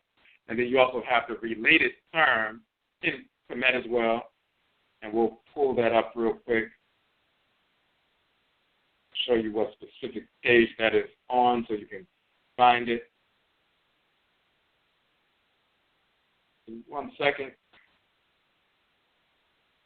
Okay, so we talked about the shine, very meaning to shine and glisten and lighten, but also to blacken, to burn. Then you have that same bre in Kamet, but then extended to bre ka, meaning to shine, lighten, to glimmer, sparkle, bright, shining. So it's spelled in the Hieroglyphic Dictionary, page 215, above B-U-R-Q-A, braka. And this is where you have bara with the ka at the end. This is where you have the belek in the Proto-Indo-European phylum. So you have bel or bere, but then you also have bel or belek or berek. You have the same thing in the Hieroglyphic Dictionary. You have the bere, but you have berek or bereka, dealing with the exact same definition. Then you have another variation with the symbol for the quote-unquote letter A as well, barak. We'll pull that up. We look on page 204 in Budget Dictionary, baraka. They'll spell it B-A-R-G-A, barak, baraka, or barga. Somebody just speaking English would say barga, but we say baraka. To illumine, give light. Same as baraka, meaning to shine, glimmer, light, radiance, coming from bara or bidi, meaning shining, blackening, burning, and so forth, all of that. So the key is, with all of that, and this is going to be part of an upcoming publication.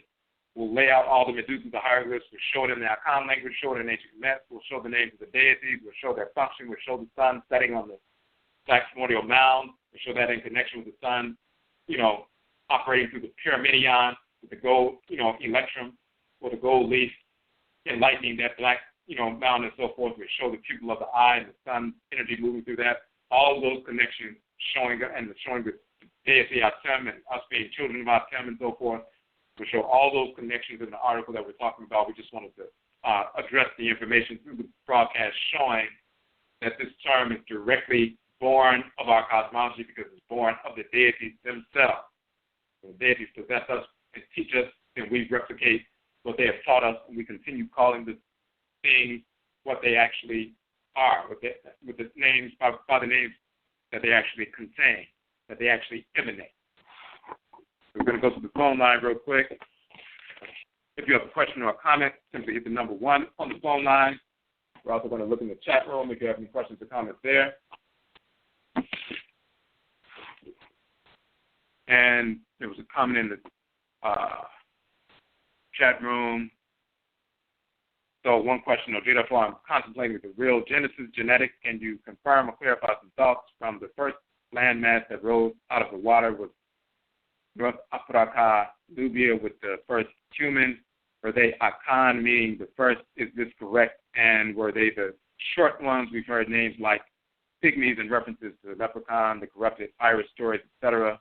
I understand that each area and landmass of Asasi carry their own plant, animal, mineral, and human life that are fashioned accordingly. But were all humans of that stature? Were they the short ones, the specific race, and were they the first humans? So first and foremost, we talk about the term Khan being first and foremost. It means that, of course, in the Akan language, but yes, that's because we look in, as we've shown in our book, Khan means first, foremost, from the beginning, and so forth, in the language of ancient Khanit, Nubia, and Kamit. So yes, that first landmass, and you're talking about before there was thousands of years ago, there was no Sahara Desert. That happens every few thousand years. Desertification takes place depending on the cycle of the earth. Sometimes it was a fully aquatic region. Sometimes it became degraded into a desert. So back in the day, of course, that wasn't the case. You're talking about that region, that central, being that primordial area. Now, so Khan means first, foremost, from the beginning. That's where the term Akan comes from. Same thing with Libya being called the Khan land and Nubia being called the Khan land. The short people, quote-unquote short people, Twa or Ba and Ka people, and of course that term Baka, the quote-unquote Baka pygmies, coming from Ba and Ka, those are the original people. Those are the custodians of Earth, and they still exist as the custodians of Asasa. Their spirits still exist. They're called Motia in the Akan tradition. Every group has a name for the quote-unquote dwarf spirit. They're custodians of the Earth. They still communicate with our people, possess our people, show up, whether they're on the continent, but they also show up here. People who've never been to the continent, knew nothing about ancestral religion, didn't know anything about a class of dwarf spirits that people work with to learn medicine, to learn healing, to learn different aspects of fertility and warfare, through, chemical and biological warfare, through plant life and root work and so forth. People didn't know anything about the dwarf spirits on the continent, but they grew up seeing these dwarf spirits in America. And from the time they were children to adults, and they didn't know what they were looking at, and they were like, why are these little spirits showing up and leading me in different places or doing this or doing that? And then they find out later that there's a class of dwarf spirits in every tradition. Everybody has a name for them, and they are custodians of Earth. These are the spirits of the original human beings. So, yes, we were born out of, those are our mothers and fathers and so forth. We were born out of them from the beginning. Of course, they show sometimes Ptah is one of the Dang, the quote-unquote dwarfs, and that's the reason why. And, yes, so we are born out of them, and the different groups that come out of them. It's like there are people who live in certain areas, even they've done studies with, people who are Chinese and so forth, very short-statured, have always been that way. Some of them 5 feet and below, short-statured. Then they come to a place like America and have a much higher protein diet, the kind of protein that they're eating, and then they start growing to being 5'9", 5'10", and so forth. They have these tall Chinese people, and their family members were never like that because they changed their diet. So when we move to different parts of the Earth Mother, the diminutive people, the original Twa people and so forth, they move to different parts of the Earth, then you start seeing differences in their stature. So there are 4 major types. You have the Twa type people, short type people. You have very tall people, like the Dinka represent that kind of tall, structured people. You have the quote-unquote Bantu type, kind of medium type, that hundreds of millions of our people, the vast majority of the people on the continent are. And then you have the type that ended up going into different parts of Asia, although all of us went to different parts of Asia, but some of them more representative. For example, so-called Aborigines, the people of Papua New Guinea and so forth, the ones that they call Denisovans and so forth, and archaeological, publications and so forth. Those are represented by those original Afurakani, Afuraitkaitnit, quote unquote, the whites and offspring call them Neanderthals. That's a European name. Neanderthal did not begin in Europe. The quote unquote Neanderthal type began hundreds of thousands of years ago in Afuraitkaitnit. They just have a different body structure. So you have the short Twa-type people, which is the original people. You have the very tall, slender people like the Dinka people and other Nilotic people and so forth. Then you have the medium-statured people, which is the average Bantu type, which most of our people are descended from, West Central, South Afuraitkaitnit. And then you have the quote-unquote, what they now call the Neanderthal type. These are like the people with the more robust brow ridges in Papua New Guinea and Australia and so forth before the mixture, before the race and so forth, before they start having the straight hair and all of that. Many of them still do not have that. Those are the 4 major types, but all born from that original Twa type individual. All right, so we're going to go to the phone lines. Yachiro on the phone line, number 7071. You had a question or comment?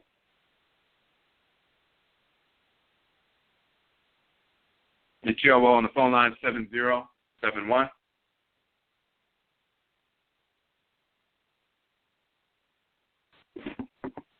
Okay, so maybe that was just listening. So I think we are. Okay, that was the only other comment in the chat room. So if you want the information that we're dealing with, you can check out our, on the publication page, the ODWIRA book that we were reading from those pyramid texts and so forth. Also the book More Means Dead, and also the Kamit, Khanit, the Black Nation and Divinity. where we show the term Ka meaning black, but we show some of the cosmology there as well. We have another call on the phone line. Material on the phone line number 281. Yeah, can you hear me? Yes, I can hear you now. Yes. My question in regards to, I guess, casting spells. Can these Achiwatifos, with their low-level energy and low-level spirits of some sort, can cast, like, say, the so-called spells on Afurakani male and female people? Okay, so the question is, can the whites and their offspring, spirits of disorder, cast spells on black people? So the key is, what do people mean when they're saying, oh, I casted a spell on somebody? What actually happened? Because when people say that, they typically don't really know what's happening. So they come up with all kinds of ideas, and they think white people are projecting some powerful energy and controlling people and all this. And, of course, they're not able to do that.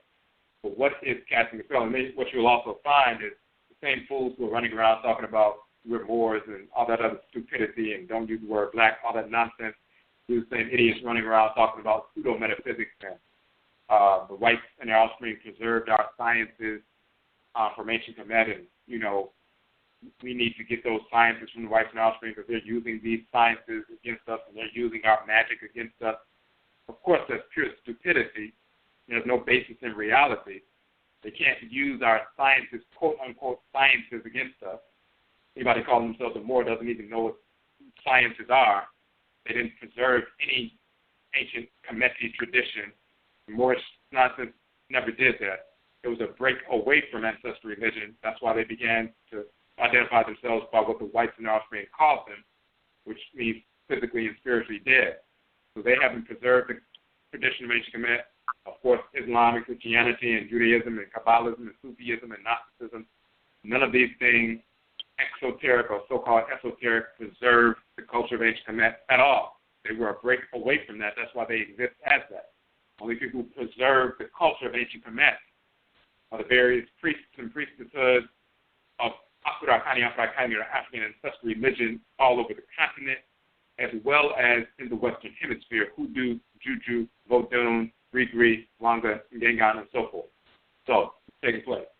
So, when people say they're casting spells, the whites and their offspring cannot connect with any deity, so they can't connect with any divine power. No deity communicates with them, so they have no capacity to wield any divine power and influence you like that.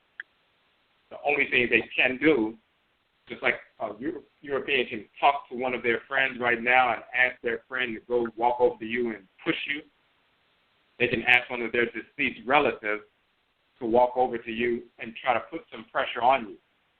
If you allow somebody to walk over you and push you, then you get pushed. But if you hit them in the mouth and choke them, then they're not going to be able to do anything with it. If you allow some little discarnate dead white spirit to come over you and put some pressure, project upon you, and you don't repel them, then you will allow them to do something. The whites and offspring would say they just cast and spell. In reality, they just call one of their deceased alcoholic relatives to come walk over to you and try to put their hands on you and push you or try to squeeze you and make you feel tight or feel sick or whatever. But all you do is repel them very easily, and it's no problem. But if you don't fight back, if you don't stand up, it's like a little kid could come, hit somebody in the throat. If they didn't block them, then they may feel some pain.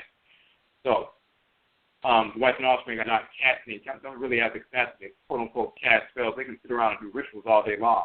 No deity is going to respond to them. Never has and never will. The only people who will respond are discarnate relatives and non-relatives of the whites and offspring, who are spirits of disorder in and of themselves. But we have the capacity to communicate with our ancestors, and ancestors use our own power of our own ba and bayet to repel the whites and offspring. Our Nsumanfo can repel anything the whites and offspring would send our way. Of course, the Abosom can repel anything the whites and offspring can send their way. So they don't have the capacity to really wield any power.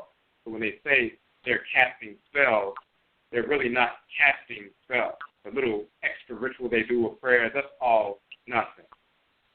They're just asking their deceased relatives and non-relatives to try to do something, and if we're not paying attention, we'll feel like something has happened because we're allowing somebody to influence us as opposed to repelling easily. So that's all that's taking place. In regards to animals and totems, 'cause I think this is probably the last thing you mentioned is that the unicorn itself is not a real actual animal, but in like ancient time they talk about certain horses, like certain color horses, in specific symbols and stuff. Right. So are they like any horses, like any like symbols on the walls, certain meanings of certain horses, either they depict them by color, like for example, if there's like a such thing as a pale horse or a black horse, because we know we see a zebra, but like anything like in regards to symbolism, in regards to the essence and what they draw out, their importance, if there is any symbols of horses. Well, yeah.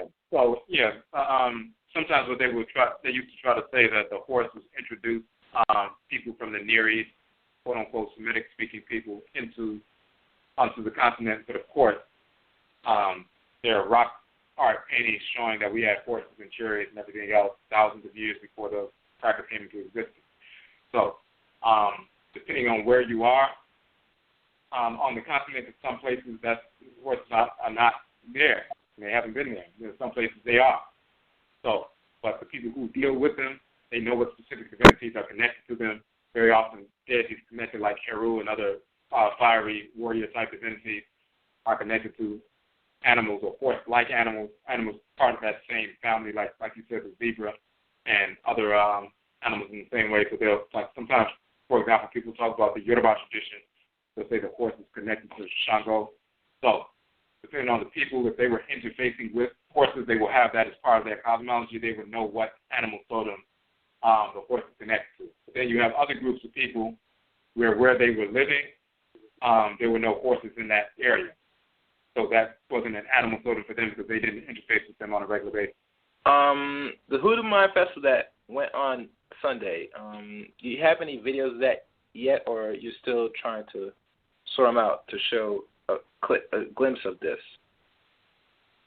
They will be coming up. We're going to be posting those within the next week. We'll be posting video from the conference.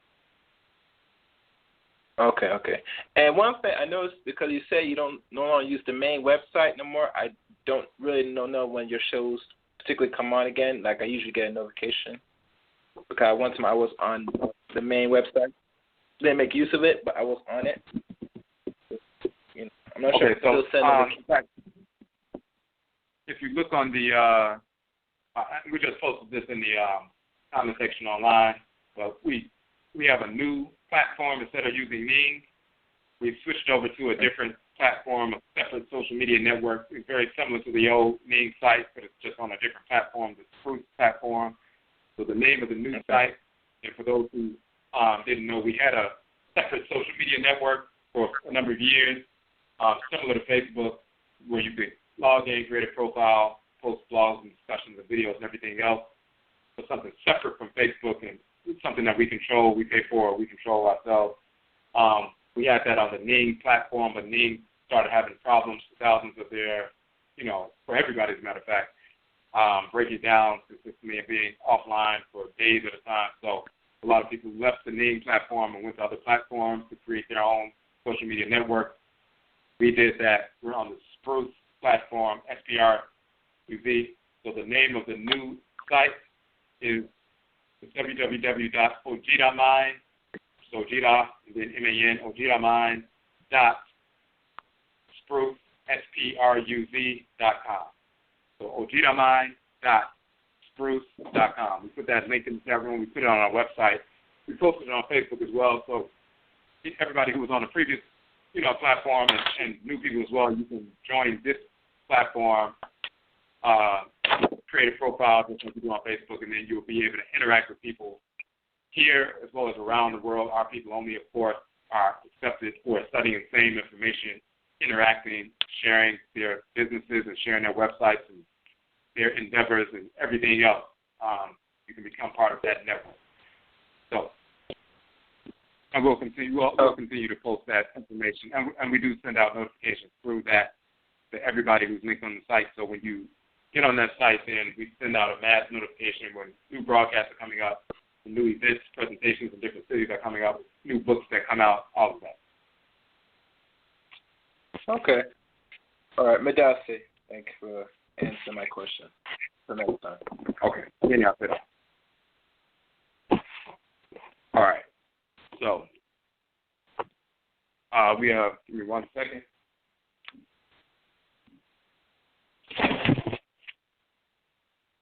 All right, so we have one call on the phone line.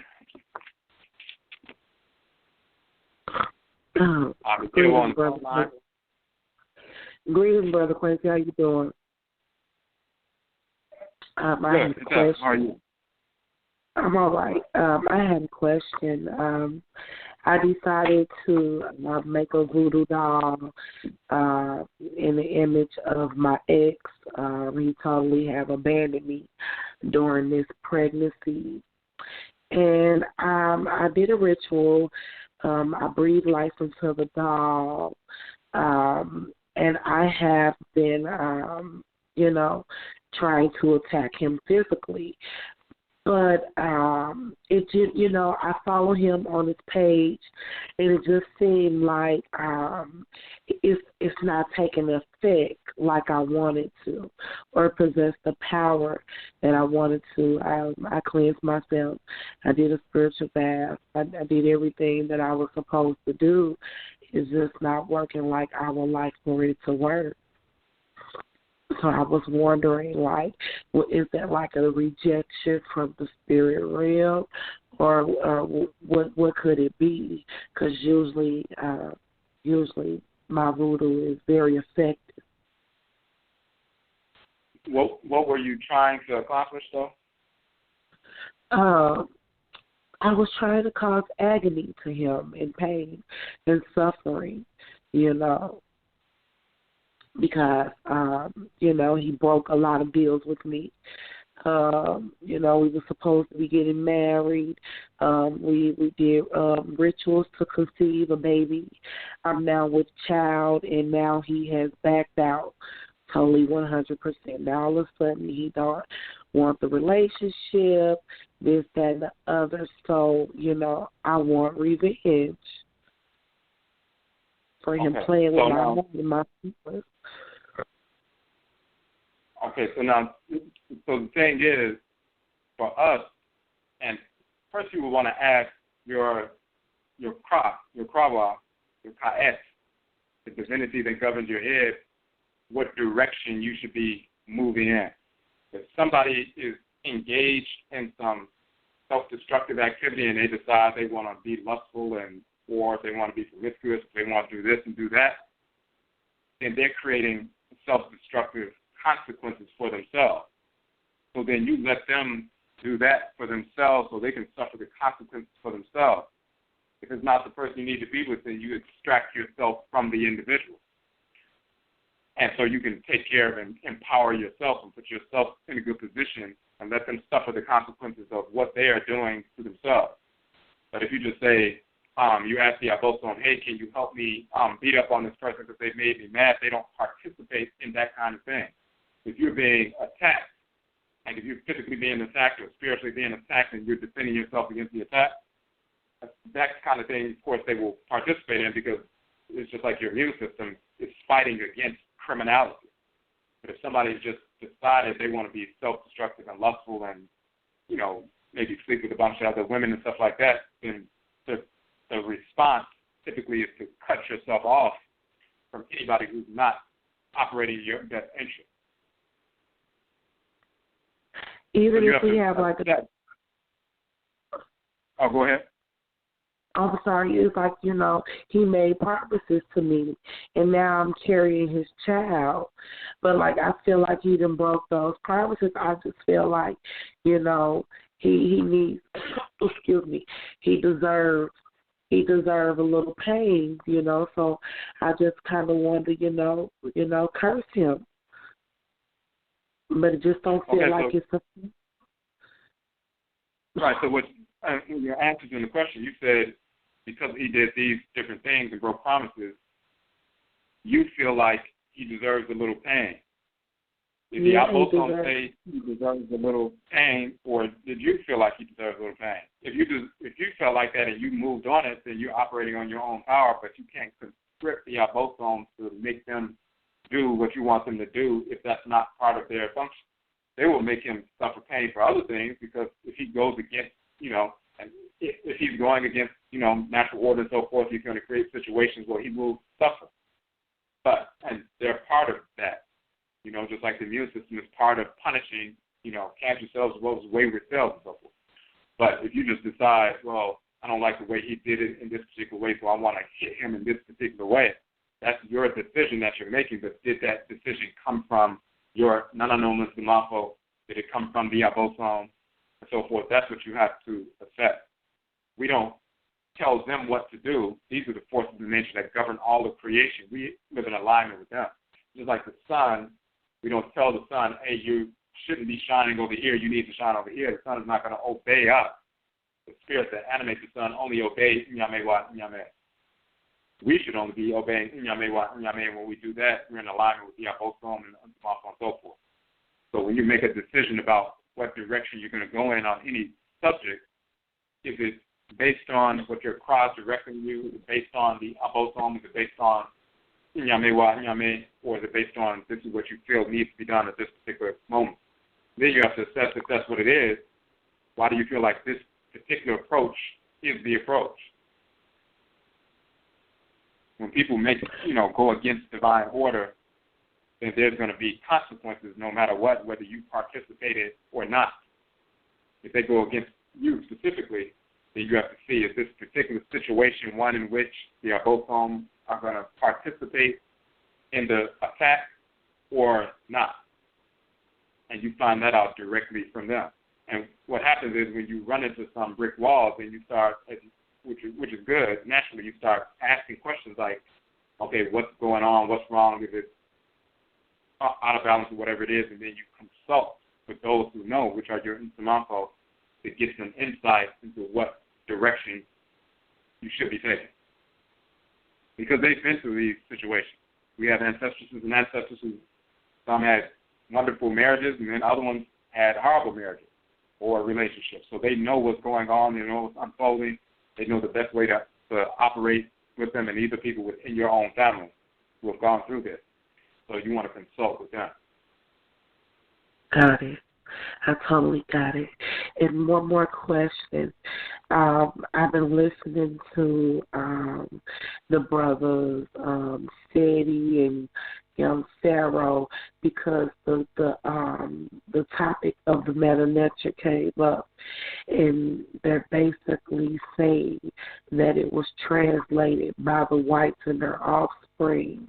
So the meta nature is incapable of being interpreted and it's not real. How do you feel about that? Did you hear about that? I've heard about some of them saying that, and of course, they don't have any standing to even discuss any of that information. So that's not something they really study.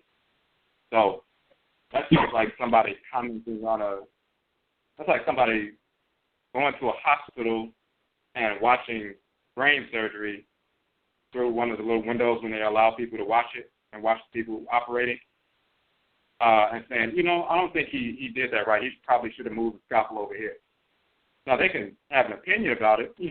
That doesn't mean anything, because when we show specifically that all these thousands of words and concepts and names of deities exist not from the hieroglyphic dictionary, but also in the Akan language, and we speak them every single day, and we still communicate with these deities.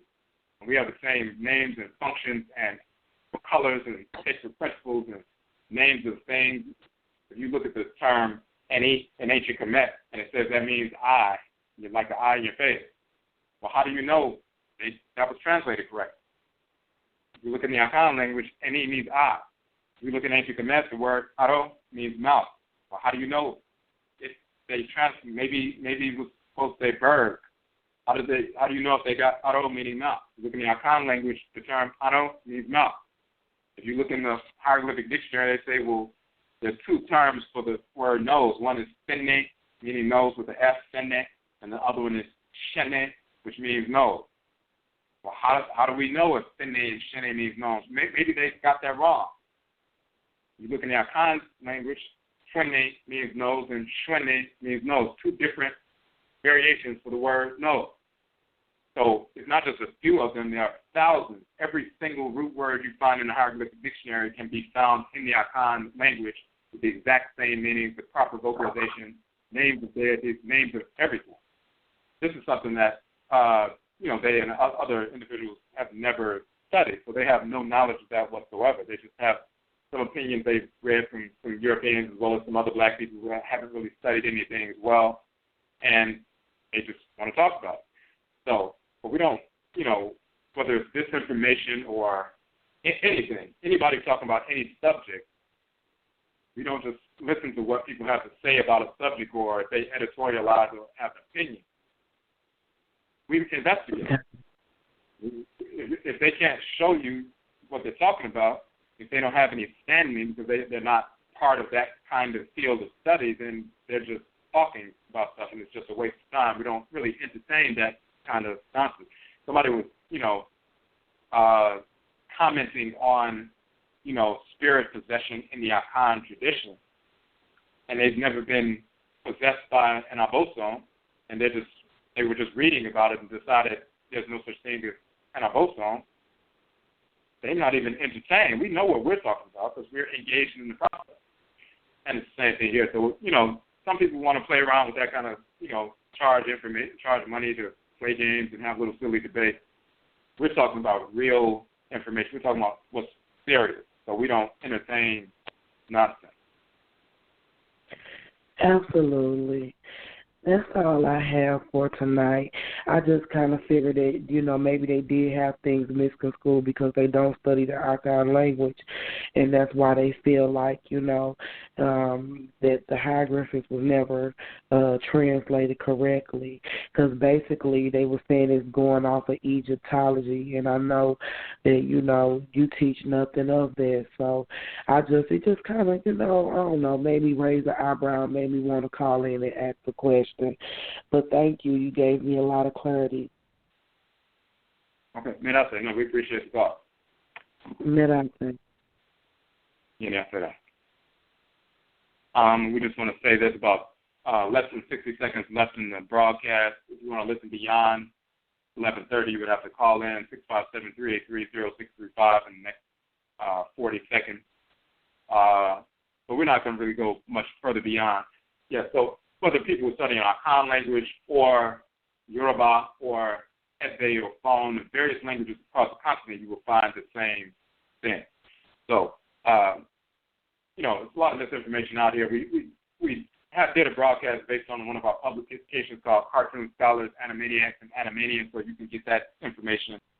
You want to go into detail about some of that kind of nonsensical stuff. But we're talking about real information, serious information that we can prove. We've proved irrefutably, and it's no problem.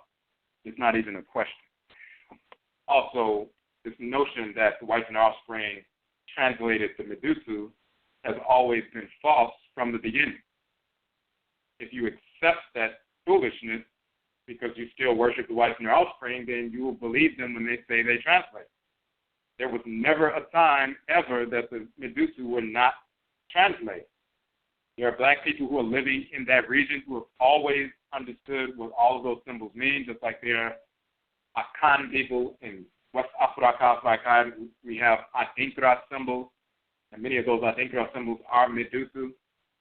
But I think hundreds of Adinkra symbols, you can ask an Akan person whether they're a child or an adult, what does this Adinkra symbol mean? What is this name? What is the proverb associated with it? And what does it mean? And they can tell you because they've learned that. And they've passed it down for hundreds of years. You look back hundreds of years ago, you have white writers talking about, these people, these Akan people have these little Adinkra symbols, and they mean this, this, and this, and they say the proverb is this is what it means. Hundreds of years later, same Akan people still have the Adinkra symbols. even the ones who are illiterate, can't write and so forth, but they know what these symbols mean in their language. So when you show them the symbol, they tell you its name, tell you its proverb, and so forth. They've transmitted the knowledge of the ODWIRA symbols orally for hundreds and hundreds of years, really thousands of years, because that's what we do. The same thing happened in Kamit. There are black people who live in the southern part of Kamit. The Arabs are not the only people living there. There's still some of the original people there who didn't migrate away. And they always understood how to read the language. They never stopped that. So the Europeans went and asked these individuals what do these symbols mean. They told them what they mean and how to pronounce them and so forth, and they started writing their books. They didn't come up with anything. It's a lie that Champollion figured out how to translate. That's always been a lie. What black person who should be Afrocentric or African-centered, Afurakani, Afuraitkaitnit, would actually believe that because a white person said, hey, I translated the glyphs and I cracked the code, that you would actually believe that that's what they did? Only an enslaved mind would believe that and then build a case based on that. When you deal with ancestral religion, we communicate with our ancestors and ancestors. They possess our people. They'll show you and speak to you in the language and show you what the things mean. The people on the continent now who live in Connect now in the South now, they don't even have to rely only on their ancestors and ancestors possessing and showing them what the scripts mean, because they never stop teaching what they mean. They've learned that in their family. Just like our Khan people never stop teaching what our ODWIRA symbols mean. So they know what the Sankofa symbol means. They know what Intrishrim means. They know what everything means. So some things are just silly. So when you do real work and study real work, then you understand that, and it's not even a question. So, and in fact, this is one of the reasons that kind of misinformation just across the board, including the origin of the term black and so forth, one of the reasons why we publish the work that we have. We have our 23 books out. We have more books coming out, including the information we talked about tonight. All of the 23 books that we have published are available. We make them available in the ebook version as free download. So it doesn't matter if people have money or not. You can go immediately and download all 23 of our books. Now, we also sell the softcover version. They range between $8 and $13. Most of them are either $9 or $10. Only one of them is $13, and the other ones, most of them are $9 or $10. So people can purchase those as well. And if you'd like to support the work that we're doing and our, the publications, because on one hand we keep away the ebook versions, they're always free permanently. We sell the soft covers, so whenever we do a presentation in any city, wherever we have gone, the presentations are always free, and we also give away a free copy of one of our soft cover books, whatever book we're presenting on, we give that book away for free. So, for example, when we were presenting on our book, Amet, Khanit, and Toro, the Black Nation and Divinity, of course, that presentation was a free presentation here in Washington, D.C., and then we gave away a free copy of that book to everybody who came. Of course, it's open to our people only. So everybody comes to a free event. We don't charge an admission fee. We never do that. It's not part of our culture. People need to come and learn about their ancestral religion and culture and true history, cosmology, nationism, and so forth for free, because it's our birthright. And then you receive a free copy of one of our books, the book we're presenting on, as well. So you have a free presentation and you receive a free book that you can study from and, empower yourself with.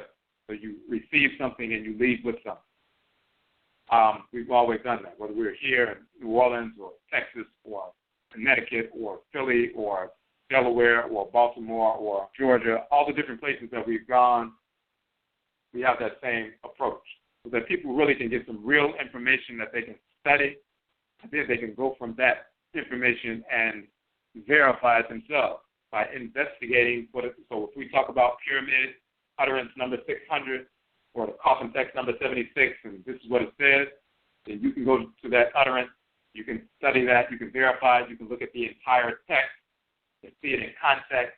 Then you can look in the Akan language or other various languages on the continent. You can match these things up yourself. You can look at the nature of those deities, as well as connecting with ritual practice to verify these things. You can use the work that we've published as a launching pad to more further investigation, so you can verify these things on your own. So it's not just about people having ideas and opinions, misinformed ideas and misinformed opinions. That's just a waste of time. We're dealing with real information, real work, and that's why people are getting our publications and empowering themselves. So we're going to end the broadcast here. I say once again for tuning in. Go to the publications page on our website, the Homa page. We do have a discount for the first 5 books. It's $40. That's a 20% discount. So you get Kuku Zunsun, the Ancestral Jurisdiction, Ubin Shang, the Okra Complex, talking about the nature of the soul and the deities that govern that. Also, the Kuku Zunsun, Afurakai, the origin of the term Africa, Maranechi, divine law, love, divine hate.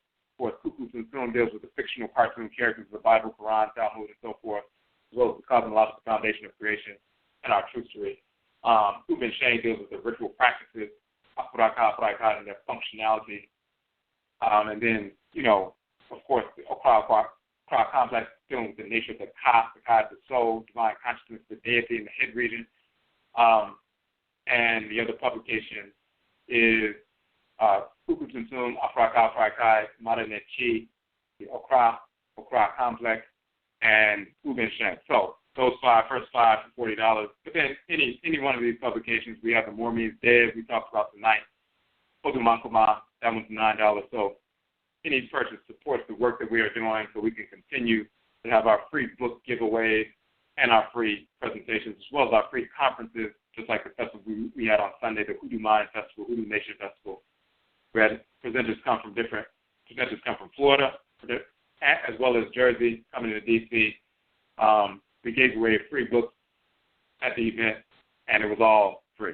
So we want to continue to do that kind of work. So your purchase of our books allows us to continue to do that kind of work, which we're going to continue to do. So again, Yedase, we thank you for tuning in to the broadcast, and Yebeshi Abio, we will meet again.